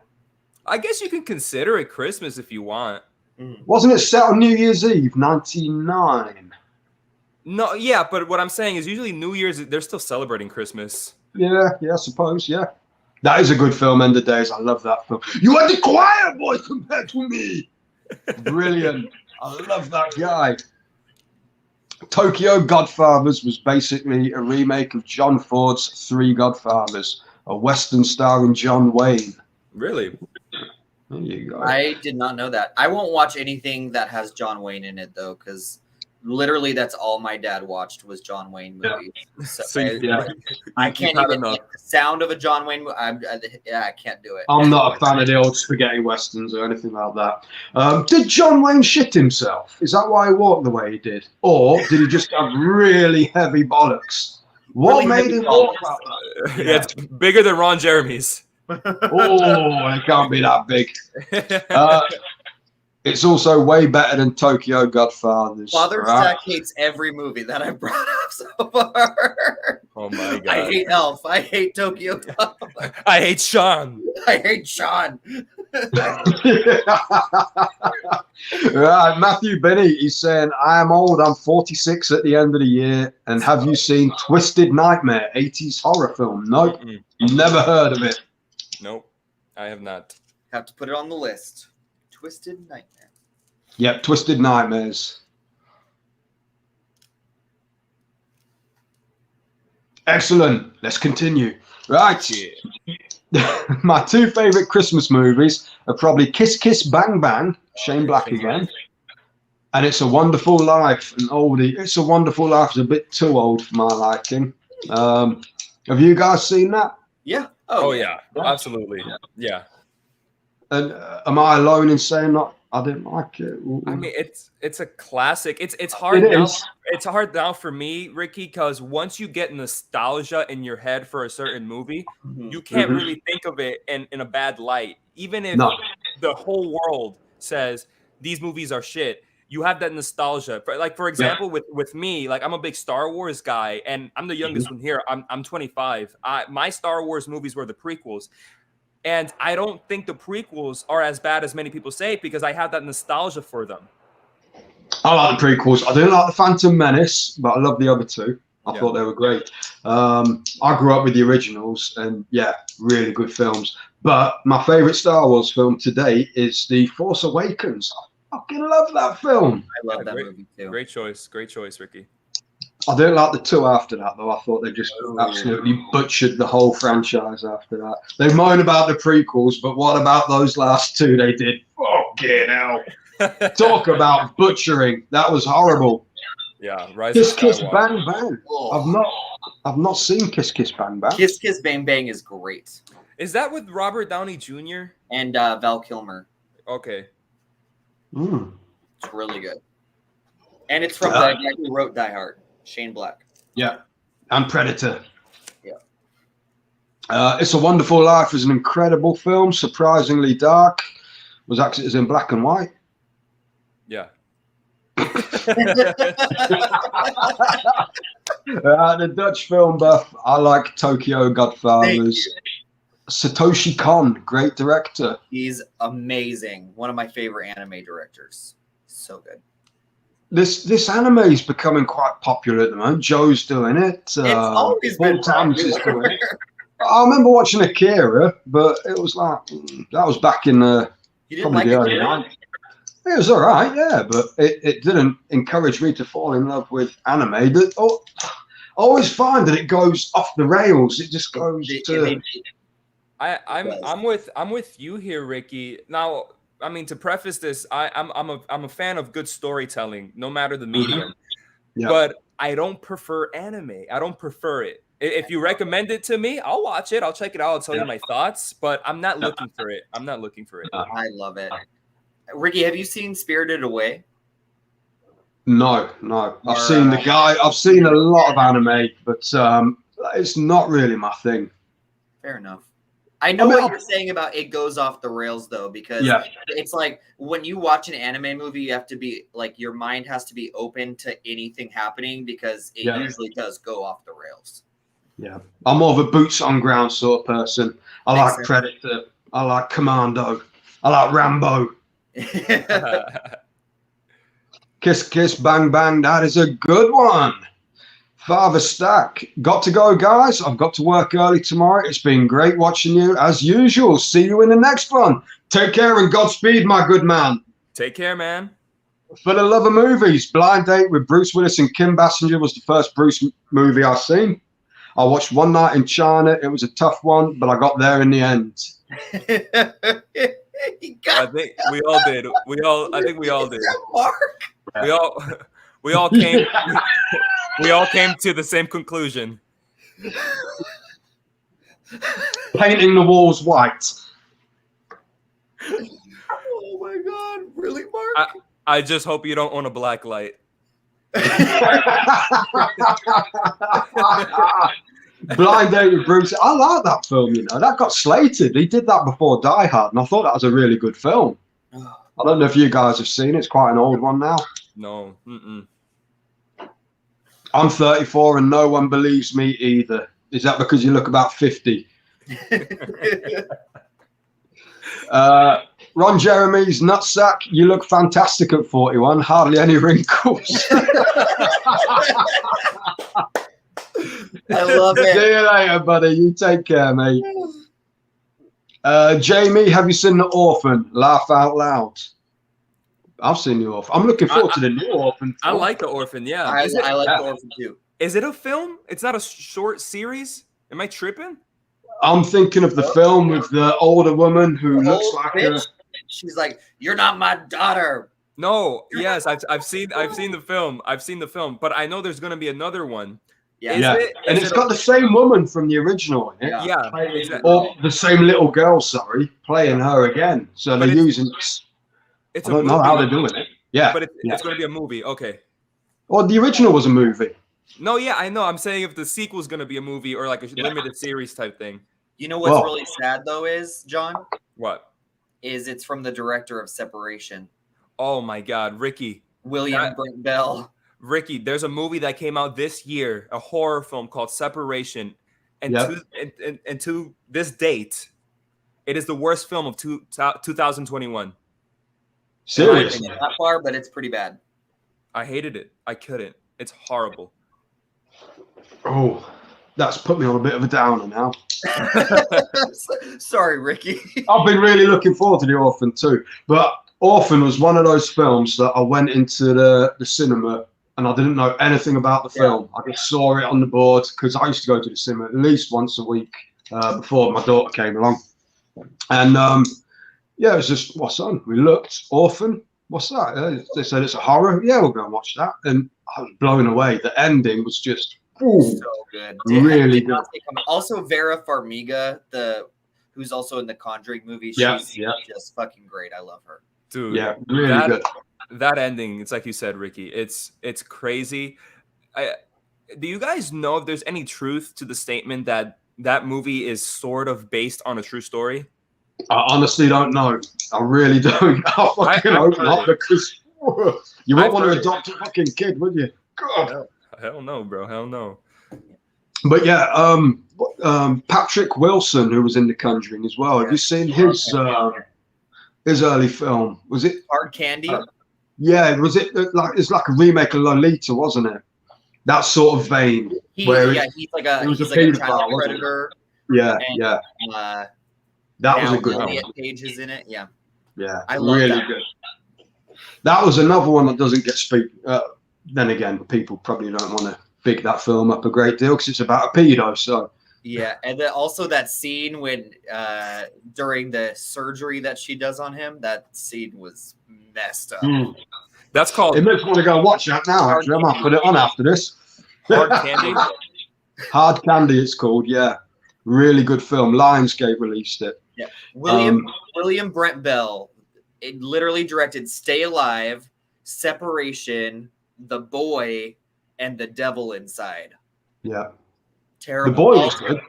I thought The Boy was quite good. I liked the twist in The Boy, but then in The Boy 2, they completely retconned the twist. I was like, the twist was the best part of the movie. Anyways. But you can't, how can you do a sequel with the twist where the guy comes out of the wall? Because it was like, how can you do it? You can't, because you either know or you don't. So it was one of those films they shouldn't have done a sequel to, because I thought that was a really good film. The Dutch film buff about woke. I'm not going to watch a new Bond movie ever again. Ooh, Eric Thorpe would hate that. I didn't find the newest one to be as woke as many people were saying it was. Don't give me too many spoilers. I've still not seen it. Okay, no spoilers. I've just pre-ordered it on 4K for next month when it comes. Oh, it's coming out just for Christmas. What? I'm still. Why is it woke? I think it's. I've heard that there's a female 007. Oh yeah. Yeah, but she's not James Bond. No, but they're talking about the next Bond being a woman, aren't they? Literally, the woman, Barbara Broccoli, who owns, she's the one who controls the whole James Bond conglomerate or whatever. She straight up said, she's like, it's not going to be a woman. She's good. Like, no. She's and like, that's not me being sexist, but James Bond. She's like, James Bond is a man. That is what it is. Let's give, women parts to women. She did say, she's like, the only thing I care about is that James Bond is a man and he's British. Mm-hmm. Well, that was it, because in the original novel, they said he's a white man of Scottish origin. So how can they then turn around and say it's going to be a woman? Or, it can't be. Just give a woman franchise, like a spy thriller woman franchise, to somebody like that. I'll be fine with that. But James like Bond, Atomic Blonde. Oh, fucking hell would break loose if you did it the other way around, no, wouldn't it? Yeah. Yep. And we'd be the bad guys if we got mad over it. Yeah. Of course, yes, because we're scum. Right. I ran Cliff Richard yesterday. Michael Barrymore answered. Oh no. I also don't know who that is. Michael Barrymore was an old TV star in this country who came out the closet, said he was gay, left his wife and kids, and then they found he had one of his pool parties at his mansion. They found a dead homosexual in there with a lot of semen around his backside. Ooh. Oh shit! Yeah. When did this happen? Well, this is quite a long time ago now, but it's still joked about in this country to this day. Yeah, some people say it was his comeback story. Oh, yeah, well, I heard it was a dead Palestinian they fished out. It was a suicide bomber, but never mind. I'm sorry, Shawn. Oh. And George Michael, they found that. Then they found that dead body in George Michael's. No, sorry, it was Michael Barrymore's hotel room. They found a dead body with chocolate around his bumhole, and they arrested George Michael for being careless with a whisper.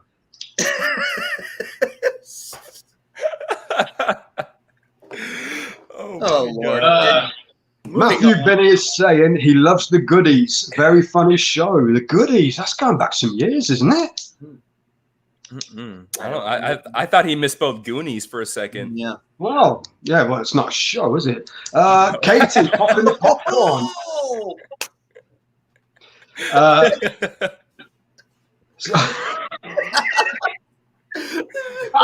It's all good. It's all good. No, I'm sorry. Sorry, we're only having the backs here. We're all boys. All boys. The boys. Popping the popcorn. She's not seen End of Days. Katie, I strongly advise you get it watched because it's an awesome film.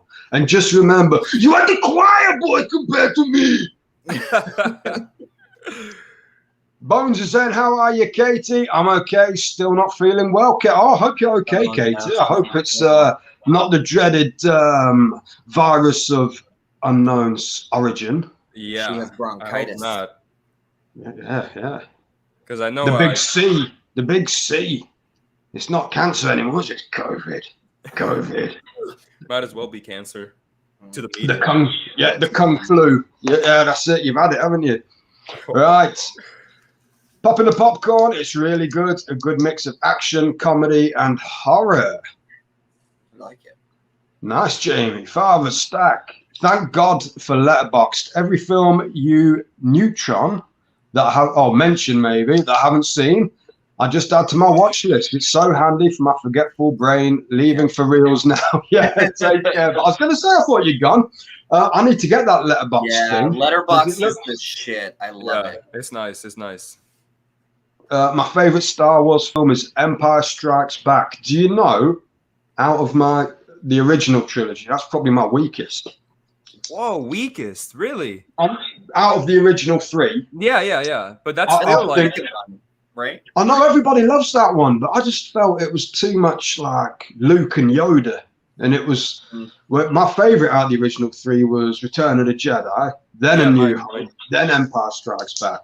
Yeah, my favorite is Return of the Jedi as well. And the whole saga of Star Wars, my number one is Return of the Jedi. And then my number two would be Empire. And I think A New Hope is a good movie. I do think it is the weakest out the three. And hot take here, The Force Awakens, I think, is better than A New Hope. Yeah, definitely. Definitely. I remember watching Force Awakens in the cinema. And again, you go in thinking, come on, after the prequels, you think, what's going to happen this time? And I was really surprised. I loved it. Yeah. The only disappointment was you didn't see Mark Hamill till the very, very end, and he was like one of the main credits. And you just think, when's Luke Skywalker going to pop up? And then they kind of dropped the ball for the next two movies. Yeah, which left me thinking, can't wait for the next one. Luke's back. Hell yeah, man! And then you see it, and it's like, what have they done? What have they done? It's all about. Luke? Come on. Sorry. I was just gonna say right now, it's all about Star Wars TV. Like that's where it's at right now. Yeah, I've started watching Mandalorian. I'm looking forward to Ewan McGregor in Obi-Wan Kenobi. Yes, that's I'm excited for that. That's going to be a show, isn't it? It's not going to be a film. Yeah, I'm looking forward to that. That's going to be good. Agreed. Stack. I thought you'd gone. Kiss Kiss Bang Bang is excellent. Yes. There you go. I'll see you later, Stack. The Dutch film buff. did you like the two Ewoks films back in the day, Ricky? I loved the Ewok film where they're climbing up that massive spider's web and those giant spiders were.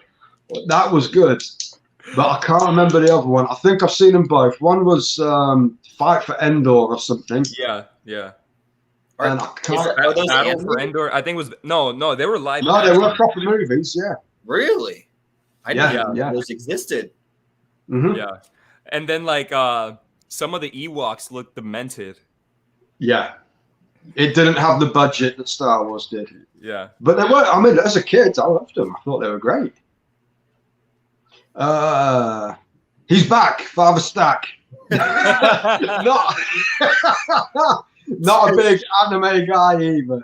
I don't blame you, buddy. I am with Shawn. I love anime. I'm not alone here. Where's Joe? Oh, you bastards are making good conversations. It's stopping me from sleeping. I'm sorry, Stack. I'm sorry. what a better way, man, to not go to sleep. Exactly, than watching the three amigos, these dashingly young, handsome dudes sitting here keeping you entertained. Vass is back. Sorry, I had to dip out. Anyone mention Trading Places as a superb Xmas flick? No, we didn't, Vass, because let's face it, it's not. I forgot, it is actually set at Christmas, isn't it? I keep forgetting that. Yeah, that's like crazy. I've never seen that movie, Trading Places. Does that have Eddie Murphy in it? Yes, yeah, Eddie Murphy and Dan Aykroyd. Yeah. Okay. Eddie Murphy's like a con man. Mm-hmm. Dan Aykroyd is some sort of rich dude. And it swaps the two multi-millionaires have a wager on how it would be to switch places or something like that. It sounds ludicrous, but it is very amusing. I thought it was better than Coming to America. I know it's like considered kind of like a comedy classic, right? Yeah, definitely. Watch it. It is. It's good. I think it's not Dan Aykroyd's best. I think Dan Aykroyd's best performance to me, even better than Ghostbusters, is Dragnet. I love that film. Never seen that either. I've never even I haven't seen that. Never seen it. Yeah, you've got to watch that film. That is hilarious. Dragnet, yeah. And he was great in The Great Outdoors as well with John Candy.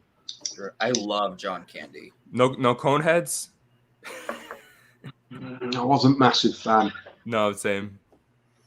But yeah, Dan Aykroyd in Dragnet, the way he would talk without taking a breath, he was, and it would just fly out, and it was very monotone throughout the film, and it was just perfect. That was like the part he was born to play. I think it really was.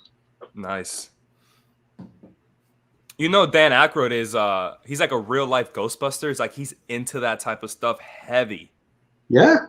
Oh, heavy. Yeah. He said something about his grandfather, great grandfather. They used to do seances, and they're all about that mystical world and ghost and all that paranormal shit. And he loves it. So he's like quite literally a Ghostbuster.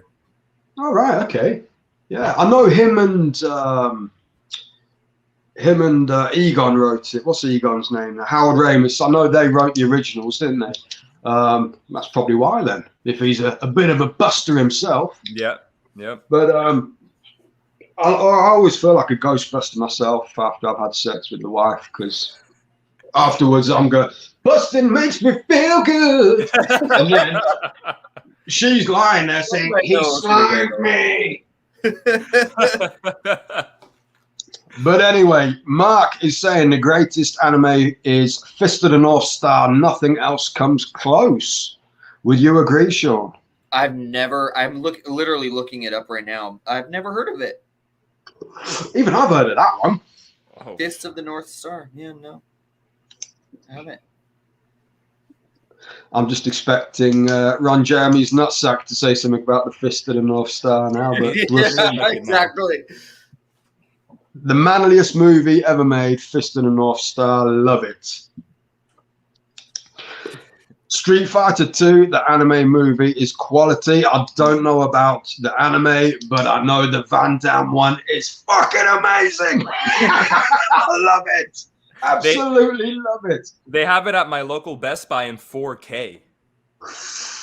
Yeah. Your local Best Buy. Oh, I thought Mhm. you were saying Blockbuster for a second. I was like, you're what? No, Best Buy. 4K. Well, 4K. Best Buy joined Blockbuster in this country. It's gone. It went under. But that was a shame because I love Best Buy. But hey ho.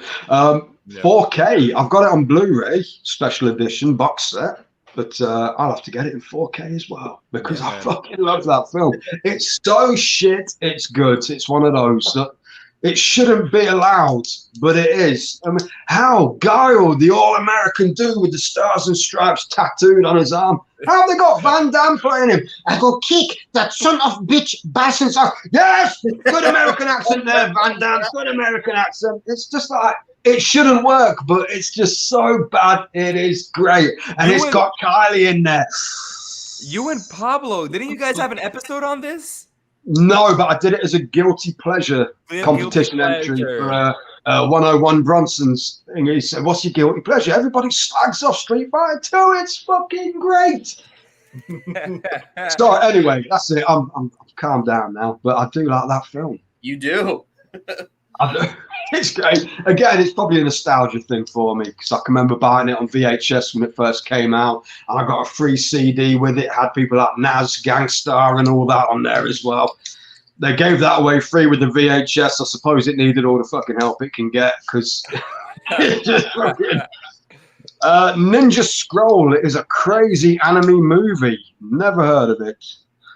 Goes off the rails, but is one hell of a batshit crazy movie done well. Ricky, you probably wouldn't like it. But it's really do you enjoy it? Yeah, okay. Yeah, I love that movie.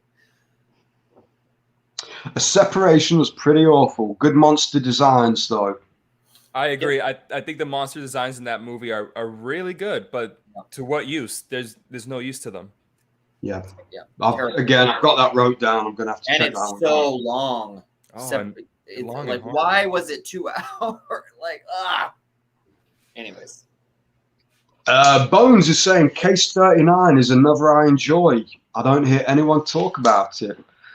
Is that the one? Renee Zellweger. No, I'm thinking of Session 39. Wait, Session 9. Is that Renee Zellweger? Case 39. I'm pretty sure. Yeah. Yep. It is. Not seen it. Yep. Ron Jeremy's nutsack. You're saying James Bond is a white man. He is. That's what it said in the original book. He's a white man of Scottish origin. Although I think a black man can pull it off. If you excuse the pun. Well, they're talking about Idris Elba being Bond, and I think that would be a good shout. Yeah, I would love to. He just needs to be British or European. He needs to be Scottish, British, European. He needs to be European. Yeah. Hopefully, if it is Scottish, that they can get somebody who can pronounce an S without an H on the end. That would be quite good. Carl's in the house. Hello, guys. Sorry I'm late. Hello, Carl. How are we? Movies you guys are planning to watch over Christmas. I watched Die Hard last night. Fuck me, another one. But yeah. I'm wondering. Die Hard is not a Christmas movie. I'm wondering, does he mean like in general, like any like Blu-rays I got behind me, or like going to the theater and watching films? I don't know.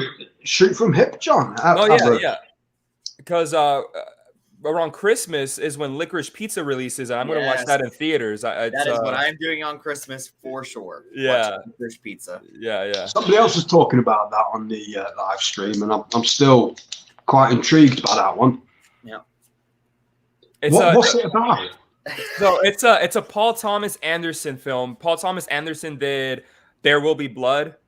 He did The Master, Magnolia, Boogie Nights, and it's set in. Is it modern day or is it kind of like it's like 70s? Yeah, and it's kind of like a slice of life type of film. Coming of age. Yeah, coming of age type of film in Hollywood. Industry. Yeah, in the film industry. Yeah. All right, I'll have to give it a go. Yeah. It sounds like that. What was that film you rated, John? Last Night in Soho. Oh, I love Is it that? Is it in that sort of vein? Is it that sort of? Maybe. Last Night in Soho was more paranormal though. This is very much real life. Yeah, real life. Because I've not seen Last Night in Soho yet either. I need to watch. I really loved it. It was my number one. It is no longer my number one. Is it classed as a horror film then, like a paranormal film? No, but there is a lot of horror in There's it. horror elements, yeah. Right, okay. So what's your number one now then, John? It's and I watched it last night. It's Steven Spielberg's West Side Story.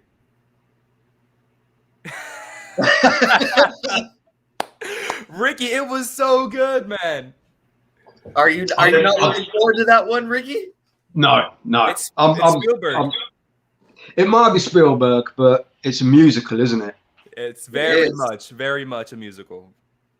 Yeah. I just that's the only time I fell asleep in the cinema was watching that Sweeney Todd. Okay, I didn't know it was different. I mean, I love Sweeney Todd, but I get what you're saying, but I didn't know it was a musical. I just You thought it was like a horror film? Yeah. Tim Burton, Johnny Depp, and Sweeney Todd, the barber who cuts people up and turns them into fucking pies or whatever. Yeah. You know, you think it's not going to be a musical, is it? I guess, yeah. No, I was disappointed. I had a bad hangover that day, and I'll tell you what, I got a good sleep watching that. I'm the opposite of you, Ricky, because when a movie is a musical, for some reason, and I don't do this on purpose, I end up really enjoying those. Yeah. Four of his favorite movies this year are musicals. Mm-hmm. Yeah. This Last Night in Soho's not got any singing in, has it? No. Excellent. I'll check it out then. No, there is singing in it. There's singing. But it's not a musical. They're singing, but it's like a soundtrack. It's like 60s soundtrack in the background. Like, yeah, you know how Guardians of the Galaxy kind of had like a soundtrack? It's just a soundtrack. Yeah. Anya Taylor-Joy has a song. She does. But it's excellent. I'm going to check that out then. I'll get that ordered. Right. So, Shawn, what new movies are you planning to watch over Christmas? Licorice Pizza, definitely. And then Nightmare Alley. I'm really excited about Nightmare Alley. Yeah. And then I guess I'm seeing Spider-Man on Thursday.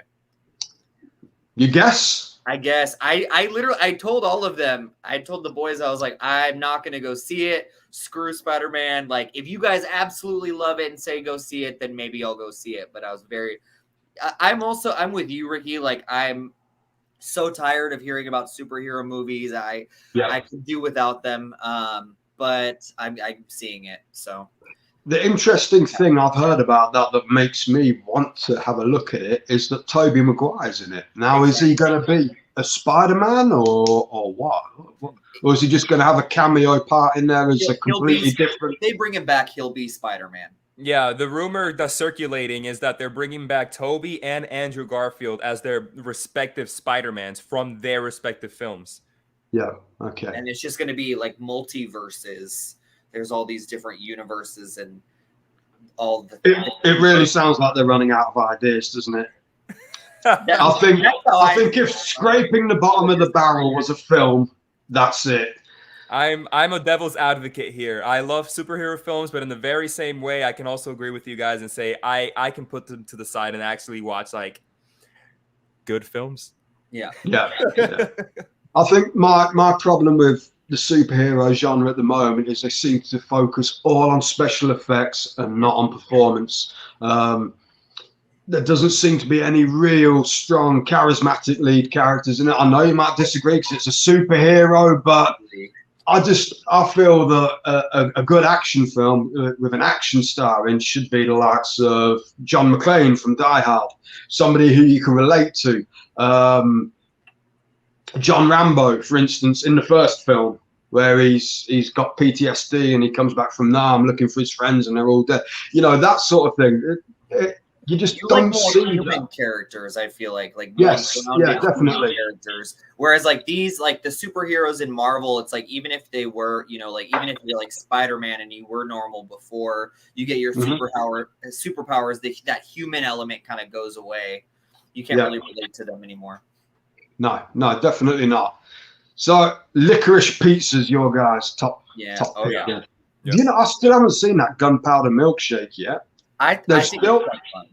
They've not released it in this country yet. I think that's bullshit. Like I don't understand. Like I don't get that at all. But it's on Netflix in your country. We've still not had it yet. Nothing. Yeah. I really like the look of that. So this is a super hot take, but Netflix also came out with this movie called Kate with Mary Elizabeth Winstead, and it got shat on by critics. And I thought the action in that movie was awesome, and Mary Elizabeth Winstead was great in it. That's another one to check out, Ricky. I think you might like it. Kate. Kate. What about that new Texas Chainsaw film then? I'm excited for it. I'm excited for it, especially because they said that it's kind of gonna be a direct sequel to the original, and I think the original is a great film. But wasn't Texas Chainsaw 3D a direct sequel? Oh my god, dude! Oh yeah, apparently, but that was before we lived in a world. That was before we lived in a world where they started doing that good, like with the Halloween 2018 films. Yeah. I've got my reservations. I heard that they did the test screenings and it was that shit that they sold it to Netflix. Well, people are going to say that with a lot of Netflix stuff. That is the case with The Woman in the Window with Amy Adams, where they're like testing. That was quite good. I actually enjoyed it for like a cheesy factor kind of movie. I had a good time with that movie. Yeah, but I don't really listen to that kind of talk when it comes to Netflix, because Netflix also has really fantastic films, just as they have shit films. So I'll leave my reservations until I watch them. I mean, don't get me wrong. I'll hear the talk, but if it comes to Texas Chainsaw, take my money. I'm in. You don't have to give any money because it's on Netflix. Well, I've still got to pay my £10 a month. That's true. And it's being produced. It's being produced by Fede Alvarez, correct? Yeah, which is a great news. He did a great job with Don't Breathe and the reboot of Evil Dead. I thought outstanding. So I'm looking forward to it. Yeah. Right, Sid is saying the same way. I wouldn't be keen on a male Ripley in Alien reboot. Agreed. That's a really good point that he makes. Exactly. But nice one, Sid. I just want to see Ripley again. I want to see her again now. So Sigourney Weaver now as Ripley. I want it because it nearly happened, didn't it, with Neil Blomkamp, whatever his name was. Yeah. He penned it all. He got it all ready to go, and obviously James Cameron wanted to come along. I mean, he's never going to make another movie besides Avatar, like an Avatar movie. So just give it to somebody fucking else, Like Ridley Scott, came along and Ridley Scott, I want to do Prometheus. Ridley Scott needs to shut the fuck up. Sorry. Yeah.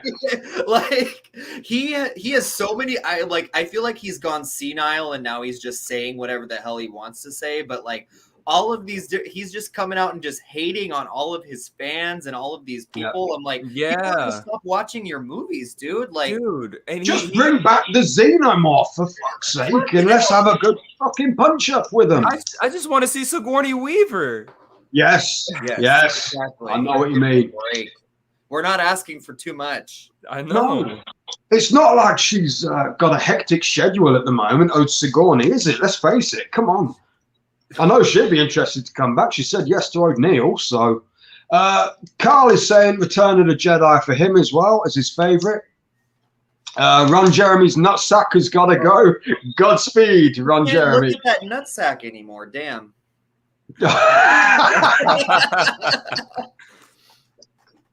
Send Ricky Ewok Funko Pops. Yeah, I love the Ewoks. I think they're great. I know Return of the Jedi got a lot of hate because of the Ewoks, but I thought they were great. Especially, I watched it when I was a youngster, and I love the Ewoks. They were great. I suppose it did the trick for me. I don't get it. No, as in, I think they made it to a younger audience, didn't they, with the Ewoks and whatnot. So yeah, because I was a kid when I saw it. You said it like a punchline, so I thought it was. No, I'm not going to crack any more. I'm not going to crack any more kiddie fiddling jokes yet. Anyway, Mark is saying, which old movie do you think deserves a remake? I would like to see No Retreat, No Surrender. That's a good choice. I think Kickboxer would be better though than that as a Van Damme film. Come on then, John. What's yours? I don't know if people are going to hate me for this, but I'll explain. No. I think that 1985's Back to the Future could do very well with a remake in 2021, 2022, and just modernize it. Now he goes, 30 more years into the future, and we're going to see like how 2050 whatever looks like. And then when he goes to the past, he's going back to the 80s. So we're going to have a modernized 80s, and I think it could do very well with a remake if they decide to do it. Yep. I'm going to say something. I'm going to back you up a bit here, John, because I like the Back to the Future's films, but I don't think they're that fucking great. They don't go down in history for me as classics. I thought Teen Wolf was better than Back to the Future. I love Teen Wolf. Wow. Yeah.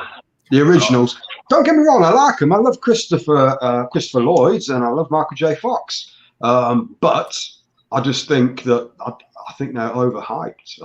Wow. I've never seen the Back to the Future movies. We talked about this on our movies we've never seen. I've never seen them. So I'd be interested in seeing a remake or a reboot of them. Yeah. I've always said The Exorcist. I know people say you can't remake it, but they're doing it now. So let's see. Hopefully, I would say for me, an old movie that deserves a remake is Logan's Run. Have you ever seen that movie? It's an old, like 70s sci-fi movie. I was thinking of Lucky Logan. Then sorry. Me too. Me too. Logan's Run. I know of it. I've not seen Logan's Run. Yeah, that could be a really cool. I mean, it has really like outdated effects and practical effects and stuff. I feel like they could, if they didn't go too overboard with the special effects, it could be. It's a cool, interesting story. Definitely. Real quick, Ricky, because you mentioned The Exorcist. Do you remember a couple years ago they did a TV show for The Exorcist? We did. Yes. Gina Davis was in it. Oh, Gina Davis was in that. She didn't die. Was she in the first series? No. I don't know. I only saw the first series. I didn't see the others. But she was in it, so she did get work. Good for her. Yes. Yeah. She's still working, I guess, except it got canceled. So now she's out of work again.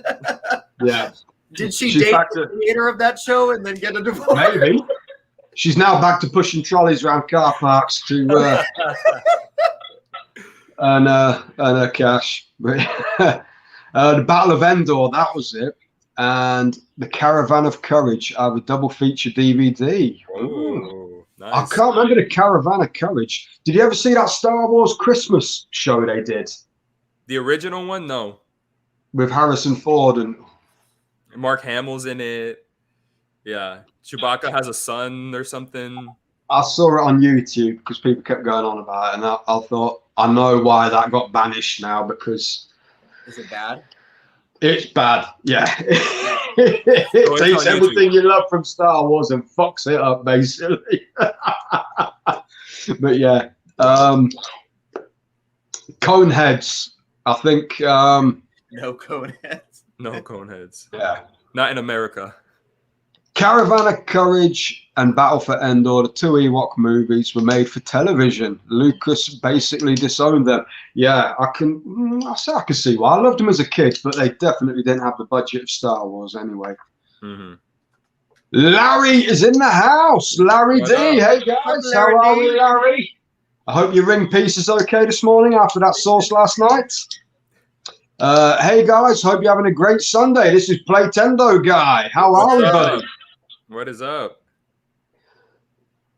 Yes, you're right, Ricky. Die Hard isn't an Xmas film. You're correct. Thank you. Thank you, Carl. Great answers. And yes, any movie. Thank you. Hi, Peter. Last Night in Soho was my #1 turd of the year, but I haven't seen West Side Story. Oh, wow. Vaz is sassy today. Yeah. You're treading on thin ice here today, Vaz. Wow. Thoughts on Sonic the Hedgehog movie? Never seen it, but looked pretty good. I'll tell you what, I watched it with my daughter a couple of months ago, and I fucking loved it. Same. It was one of those, I thought, well, I'll get it for the kids.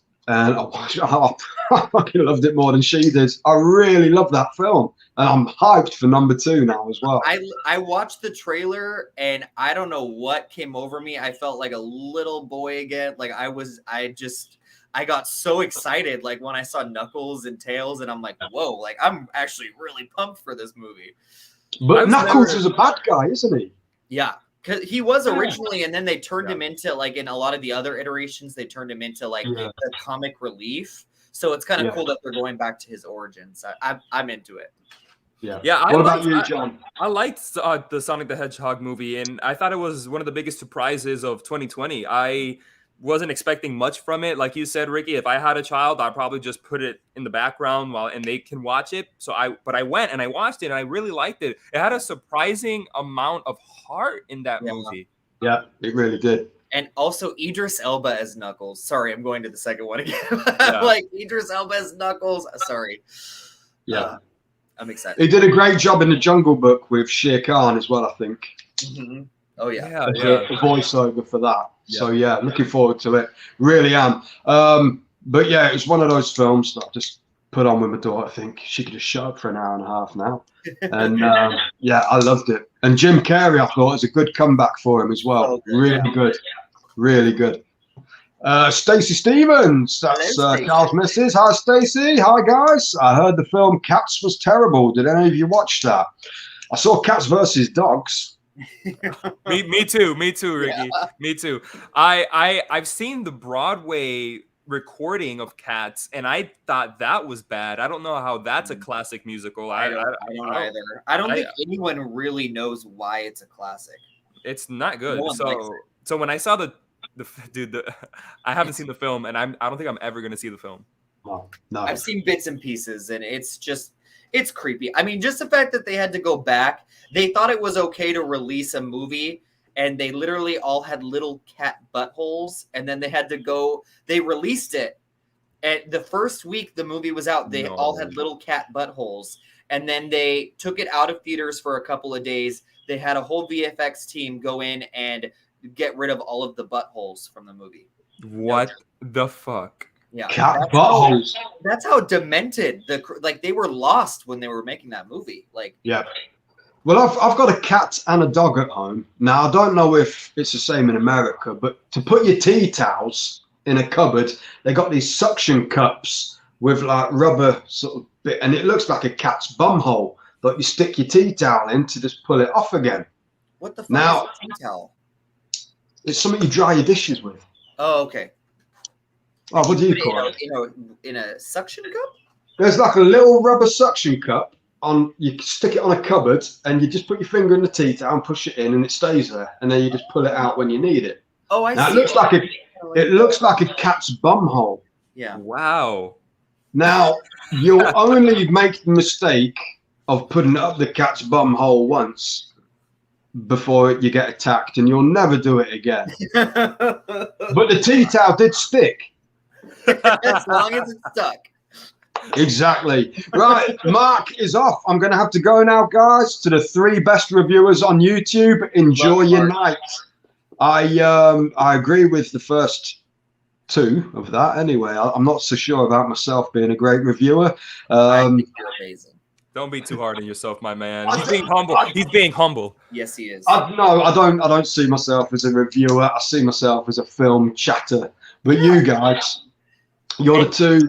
I mean, you're the 2 go-to guys for film reviews on YouTube. Mark says that as well. Same as we spoke about you guys as well, me and Mark, quite regularly, about you guys being the best sort of serious reviewers on YouTube. You're like the go-to guys if you want to have the lowdown on film anyway. That's very nice. I appreciate you guys. I really do, man. Yeah. I like musicals. Why not? Because they're shit. No, I love it. Have you seen the musical Christmas Horror, Anna and the Apocalypse? I've seen it, and I thought it was crap. I've heard so much about it. I've heard so much about it. It's just the musical thing. Again, it starts off with a good sort of premise, whereas, you got the schoolgirls taking on the zombies, but then they're bursting out into song. And it's like, why? You've just caved some fucker's head in with a brick. Why are you going to turn around and say, oh, are you a sadist? Well, I don't get it. I just don't understand. It's great. Have you guys seen Anna and the Apocalypse? No, but I've heard so much about it. Every time I see like pickup videos, they always like pick up Anna and the Apocalypse from like a dollar store. Yeah, there you go. You'll have to get it and see if you agree with me that it is crap. Right. I like Last Night in Soho. I didn't like the plot, but I love the acting, soundtrack, visual style, and overall atmosphere. I would agree with everything he just said. I'll take it. Check it out. I'm going to check that out. I like Superman 2, the Richard Donner cut. Is that the one with Richard Pryor? No. Isn't that 3? I think Superman 3 is with Richard Pryor, but yes. Yeah, the Richard Donner cut is like a brand new movie of sorts, I think. All right. Yeah. Has it got Christopher Reeves in still? Yeah. You know when he flies, does he still have his chair attached to him? This one, I swear. Sorry. Right, Cool Movie Grams. He's watching Spider-Man as I have 2 kids and they've been going on about it. I'm assuming that's the new one then. I'm really excited for this new one, man. It seems to be like a big event type of superhero movie, and that's why I'm so excited. This year for superhero movies, very weak. I liked Shang-Chi actually, but it was so long. I'm like these superhero, like even the new Spider-Man, it's like 2.5 hours. I'm like, it's too much. The only superhero films I do really look forward to coming out now are the Deadpool films. I think they're amazing. Yeah, very funny. Yeah. But no more Deadpool because what's his name? Ryan Reynolds is taking a sabbatical from acting. For how long? He said for a good while to be with his family, have more family time, which I respect. I'd say a year. I'd say a year or 2. Yeah. He's just done that film with The Rock, hasn't he? Yeah, The Red Notice. Yeah. That's the one. Yeah, I've not seen it yet. I need to watch it. Mark loved it. I remember Mark loved it. Yeah. Yeah. Right, Vastman is saying, at Video Tasties, I thought Anna and the Apocalypse started well, but I lost interest pretty quickly. Probably when they started fucking singing. The Dutch film buff is saying Unbreakable is the best superhero movie ever made, Ricky. Ooh. Nice. I didn't see it as a superhero film. It is. Yeah. I remember him lifting those weights and he kept putting more and more on. Okay. Unbreakable is a deconstruction of a superhero movie, leaving all the CGI, flashy powers and flashy lights out. Perfect for you. I will give it a rewatch because I've not seen it since it first came out, so that would have been some time ago now. Agree with Logan's Run. The whole style of the old movie is so old-fashioned. It's a really good, interesting plot that they could make a good. I'm going to be right back. I have to pee. Okay, not a problem. Right. Vastman is saying, don't know how they would redo The Exorcist. The original was so close to the book, right down to the dialogues. Well, again, this is it. People always say, you can't remake it. No, I'm not going to watch it if they remake it. Give it a chance. Give it a chance. That's what I always say. That's the same thing I would say, Ricky. You always got to give, especially films, a chance, because if it's better, now you have something better than the original. And if it's not and it sucks and it's a piece of shit, just throw it away and you still have the original. Exactly. But look at Evil Dead. I thought that was amazing, the remake of that. And it surpassed the originals, I think, anyway. A lot of people disagree, but I think that was absolutely... It stripped away all the comedy, all the madcap, and it just strictly dark and brutal. It was amazing. I loved it. I also think when it comes to adapting like from books, I understand like you gotta have that central core of what the book was about, but you're adapting to a film, so I'm okay when it's a little different, or if even it's a bit far off from the book, as long as the film is first. Well, again, it's with Pet Sematary. I've not read the book, but a lot of people have said there's certain elements from the original film that were a lot closer to the book than the second. And then there were certain elements from the second film that were a lot closer than the original. So it's sort of morphed. And that's why when me and Pablo did the original versus remake with Pet Sematary, it was hard to score them, and they both got level pegging. Yeah. Because there was good and bad in each movie. That it was like, you can't say this one's better than that one, because there's this element that's better in this one, that element that's better in that one. So it was hard. It was really hard to sort of score it. So they both got level pegging anyway. So yeah, what's your opinion anyway, Shawn, on original so close to the book, right? I mean, do you think that remakes are a bad thing or a good thing? It just depends, I think. Like with Logan's Run, there are really great elements of Logan's Run, but it's so old-fashioned and outdated. Like, I'd like to see a remake. Sometimes it just doesn't need to be done, like The Lion King with the photorealistic bullshit. Like, that movie was terrible, and it didn't need to be made. So I'm in agreement. The Lion King seemed to be a frame-for-frame remake, just with live animation instead of... Yeah, so the thing, I wouldn't go as far as calling the remake of The Lion King a terrible movie, but it's completely useless. Completely useless. Whereas you look at the Jungle Book, that was amazing. I love that film. Completely agree. I don't know what the difference is, because it's same director, Jon Favreau, and it's like the photorealistic. I don't know what the difference is, because maybe the Jungle Book isn't as much of a shot-by-shot remake, and The Lion King is. Definitely not. 100% not. I just, the Jungle Book's great, and I was really looking forward to The Lion King, but there's something really off about that movie to me. To me, you knew what was going to be said, and it was said. It was it was more or less frame by frame the original, but just with live animation instead of $1.5 billion. Jeez. They did something right then, didn't they? There might have been a lot of disappointed people though walking out. I think so. Right, Sid is heading off to bed now. Godspeed and good night. Good night, young Sid, and Godspeed to you, sir. Bye, cool movie gram. Larry D's aquatics. I've had too much to drink, sorry.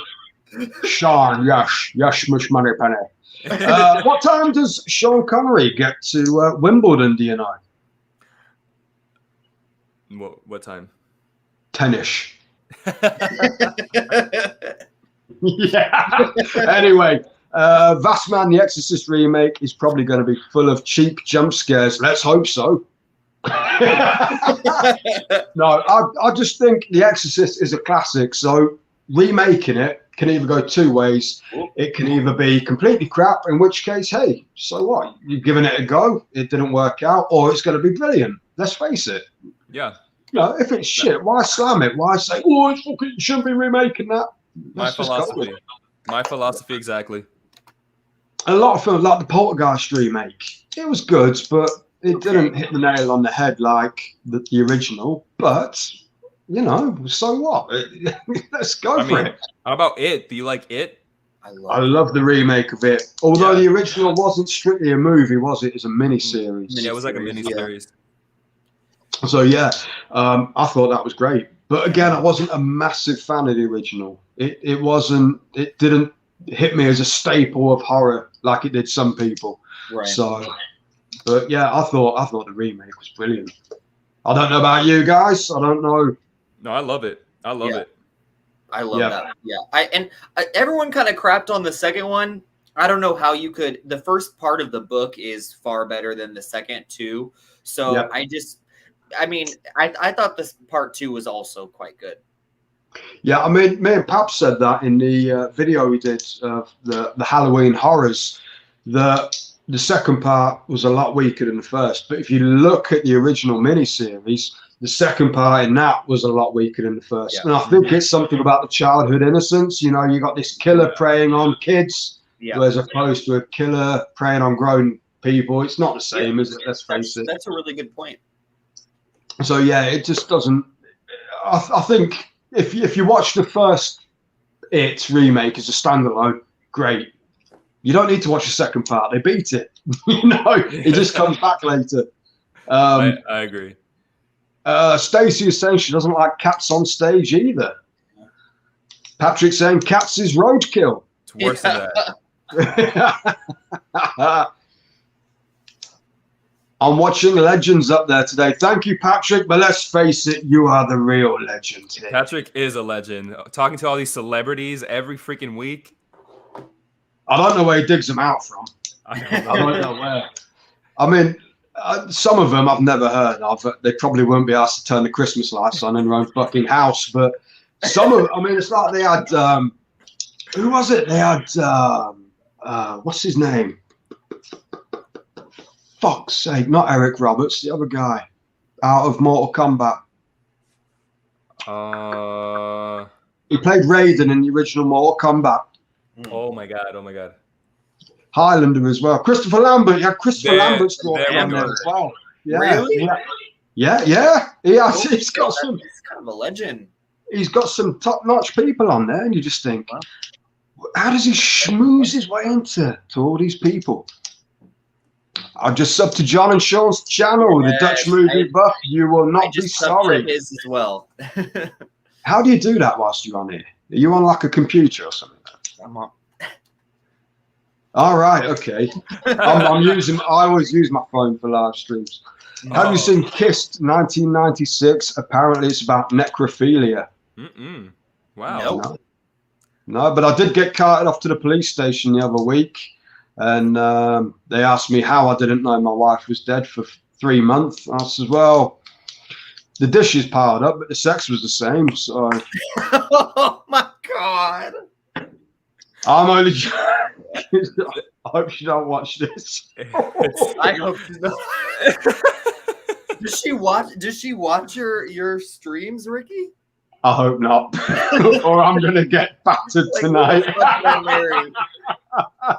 The Dutch film buff. I did see Weekend at Bernie's. That was a good film. Yeah. It's probably a remake of that, Dutch. I've never seen Kissed. I'll have to. There we go. Throwing a question in. What are your favorite 3 films ever? Oh my. Who's going first on this one? Oh my. I mean, I know mine. Yeah, Shawn. Go on, Shawn.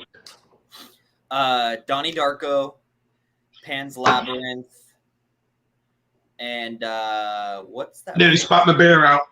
Why? Donnie Darko. Yeah. Oh no. What? Do you not like Donnie Darko? Yeah, I love it.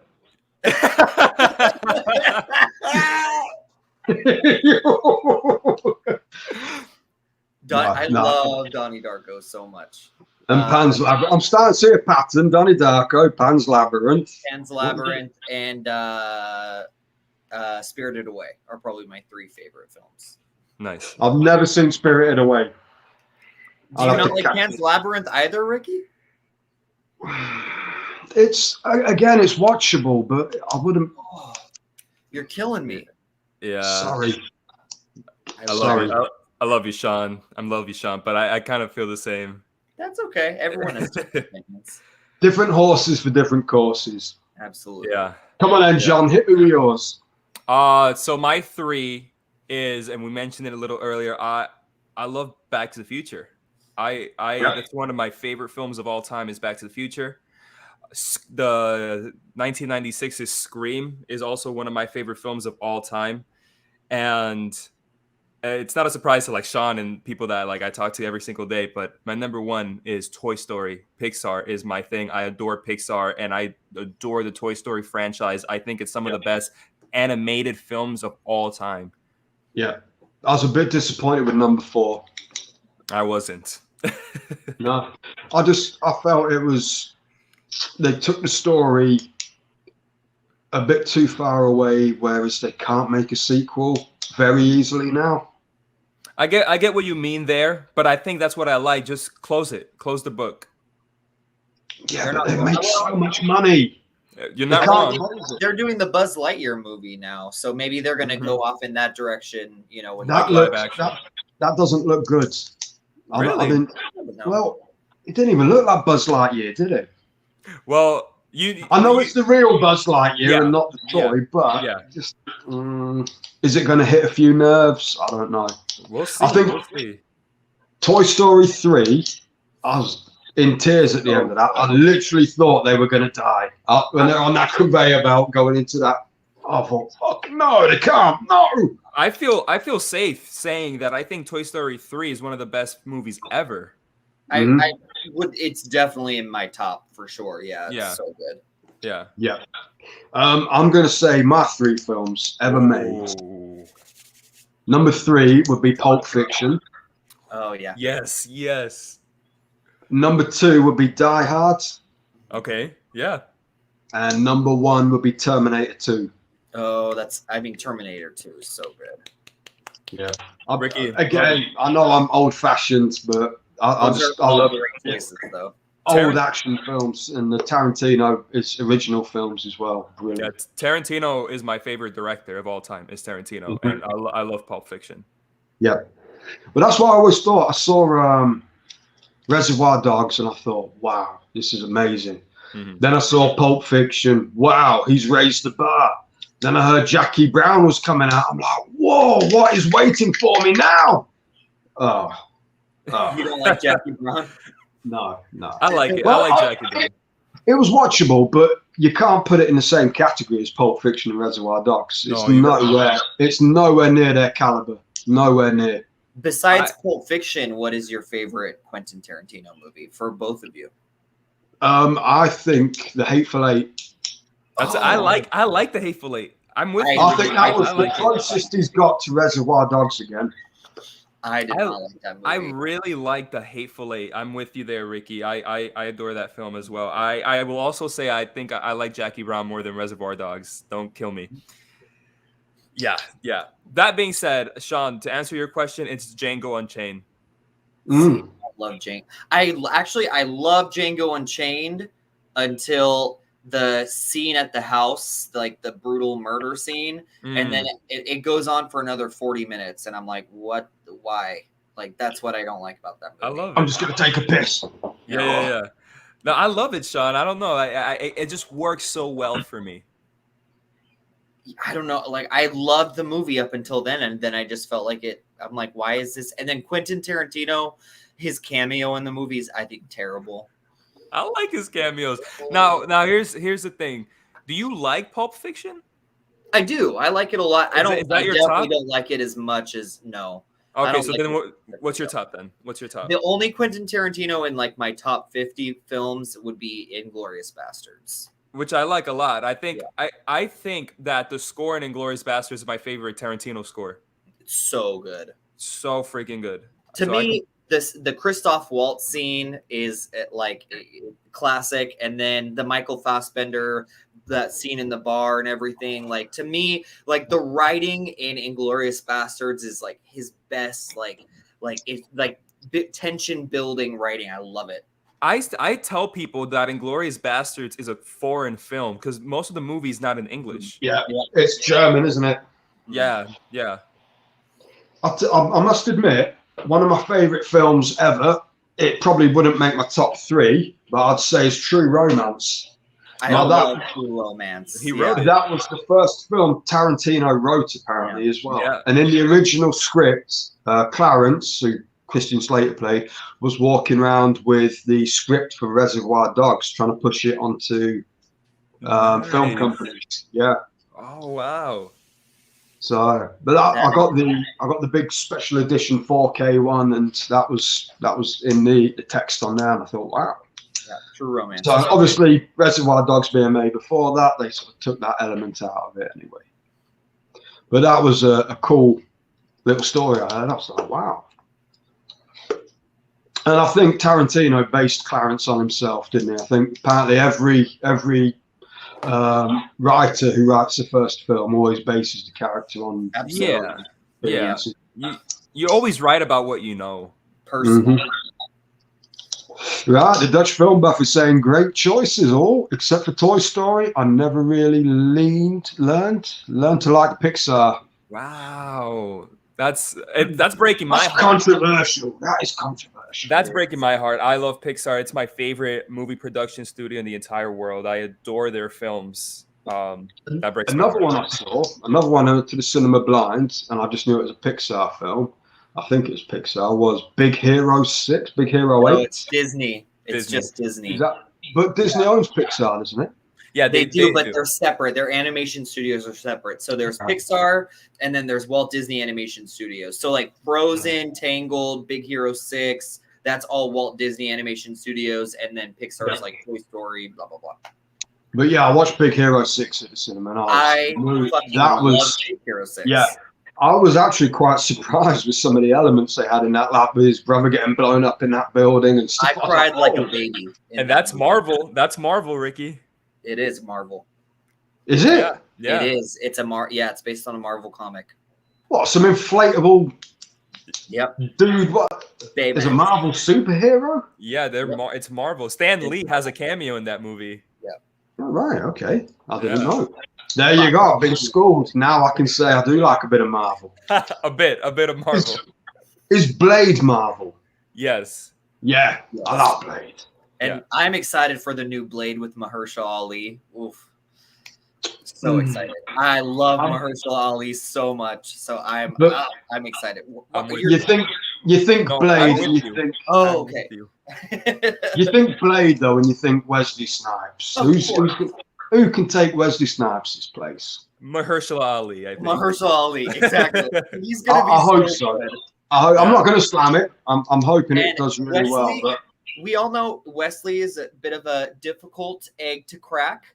And he even said he came out and said he's like, if like what John said, if anyone's gonna do it, like Mahershala, like his vision for it, like Wesley Snipes gave his thumbs up for Mahershala. So I'm pumped for it.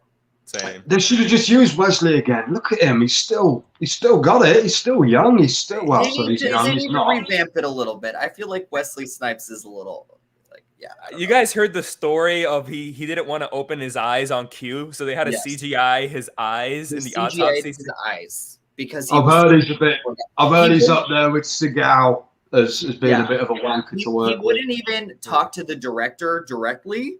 So he literally wrote on Post-its like what he wanted to say to the director. He wouldn't even speak to him. What a dickhead. Yeah. Oh, God. Yeah. The Dutch film buff is saying, did you guys know that Toy Story 3 actually was a remake of the good old Brave Little Toaster? Exactly the same plot. I wouldn't say it's a remake, but it definitely is very similar. Yeah, inspired. Yeah. And I loved that movie as a kid, The Brave Little Toaster. I thought number 3 was amazing. That's the only Toy Story film that's about put me to tears. Yeah. I think The True Romance is Tarantino's best screenplay, but Pulp Fiction and Reservoir Dogs are my favorites. And the first Kill Bill because I love Asian cinema. I wasn't keen on Kill Bill. I love that he said the first Kill Bill because I am the same way. I love the first Kill Bill. I don't like the second one. I don't consider them two separate films. That for me, they're one major film. I think you need to watch them as just one film. They work together so well because when you split them up, then the second one is kind of weak. But when you put them all together in hindsight, that whole film, Kill Bill, and I like it. I really love it. I'll have to watch them together. I've only watched them separately and at vastly different times. So maybe I'll have to watch them back. I've recently bought the Tarantino box set on Blu-ray and it's got both the Kill Bills in, so I'll have to watch them both together. The only trouble is, as I say, Reservoir Dogs and Pulp Fiction to me was so brilliant that every other film he made after those, it went. What are your thoughts on Inglourious Bastards, though, Ricky? I like it. Yeah, it was good. But he just never tapped into that same iconicness that he did with Reservoir Dogs and Pulp Fiction. Kill Bill he got there with the yellow and black jumpsuit and everything. But you think of iconic and you think Pulp Fiction. Come on, every scene in that just screamed iconic. Yeah, Pulp Fiction definitely. Yeah, Pulp Fiction is definitely iconic. And come on, let's be honest. Reservoir Dogs, when they were walking past that brick wall down the street in the black suits and the shades, it's just amazing. And I just don't think he ever really I just don't feel he was hungry as when he made those first 2 films. See, I disagree. I feel like his writing is at the top, like he is at the top of his game writing wise. Maybe not like creating iconic imagery or iconic, but like in Inglourious Bastards, I think his screenplay there is just incredible, at least to me. Don't get me wrong. I love him. I love Inglourious Bastards. I love Django. But I just don't feel that they're in the same vein as. I feel that as the budget got bigger, the creativeness it went down a bit. Fair enough. That could be as it usually does. I mean, when you're given a bigger budget, you don't have to think on your feet, you know. Yeah. And some of the best creations and creativity comes out of having to figure out ways to get past things. So exactly, yeah, that's the way I see it anyway. John's going to disagree. I'm going to disagree. I can't make a case for Death Proof. I think that's a horrible movie. Yeah. I see. I really like Death Proof. That's the Kurt Russell one, isn't it? Yeah. Yeah, I liked it. It wasn't. Don't get me wrong. It wasn't up there with the greats, but it was a good film. I don't know. I think Death Proof is better than Reservoir Dogs in my opinion. Oh my God, Shawn, my heart. and Django and probably Once Upon a Time in Hollywood. Wow, I've not seen that one yet. I've got it. I've had it on Blu-ray since it first came out, but I've just not got around to watching it. I need to get it watched. I would say Death Proof is probably my number 3 Tarantino. Number 2 would be Pulp Fiction. Number 1's Inglourious. Yeah. I mean, Inglourious Bastards was great, but it just doesn't capture that simplicity that Pulp Fiction and Reservoir Dogs captured for me, anyway. Shawn's got bigger balls than Ron Jeremy. They're just opinions. Yeah, exactly. They are just opinions. Don't unsub anybody because of this and this, because that's bullshit. Bullshit. Exactly. I'm with you, Dutch film guy. Pixar is perfectly fine. Nothing more. Fast. They make way too much money and have way too many gold statues on their shelves. So I disagree. Yeah, exactly. I love Pixar. I really do. The one I watched. Is it The Secret Life of Pets? Was that Pixar? No, that's Illumination. Illumination. That's it. And they're the guys who did Despicable Me and whatnot, aren't they? Yeah, they're really good as well. I'm excited for Sing 2. For what? For Sing? Sing 2. Oh. The one with the animals singing. Ricky is too. Ricky's like, no. Can't wait. Can't fucking wait. Vass is saying, I hope the new Blade will be no holds barred, 18 rated fun. It is going to be rated R. Really? Yes. But rated R in your country can be like a 15. And we've got U, PG, 12, 15, 18 as our ratings. So yeah, I'm hoping it's solid. Ratings too. Yeah. You've got, what was it, PG-13? Yeah. PG-13, and then it's like R, which is like 18, 17, I guess it's considered 17. Yeah. So your PG-13 is like 15, basically. Yeah. We introduced 12 after Batman with Michael Keaton came out. Yeah. That got a new rating for it. Wow. And it's stuck ever since. 12 rated. Okay. Because they're saying it's got too much or too little to be a 15. But then it's a bit more than a PG, so they came up something. So your 12 is probably our PG-13, and your 15 is probably like our R, and then the 18 is NC-17 technically. Wow. Is that what they call it out there, like the hard cut? Yeah. Ricky, with your attitude, you're like American. You need to be American, man, because wow, because if you're telling me that our R is their 15, that's crazy. Yeah. Oh. Wow. That's how it works. Obviously, we don't have too many problems with schools being shut up in this country and stuff like that. So maybe they don't need to worry about it as much. But who knows? Sorry, guy. I'm only joking. Anything I say, you got to know. Anybody watching, anything I say, it's a joke. It's a sick joke because I'm a sad little man with a pathetic sense of humor. It's all good, man. It's true. What you just said was true. So we won't get into it, but it's true. Yeah, the Dutch film buff is saying, I'm 43 years old, so I was introduced to Pixar when I was 18 years old or so. Too old, perhaps. Well, I mean, I was the same when I first watched Toy Story in the late 90s, but I loved it. I thought it was really good. Yeah, it's like the horse thing you said. Yeah, yeah. Yeah, he said Different horses for yeah. different courses. Yeah. Some people like it, some people don't. It's just the way it goes. You don't fall out with people over it, do you? Let's face it. I think that one of the reasons that I don't really like Tarantino's newer stuff is that I caught up with all the movies he borrows from.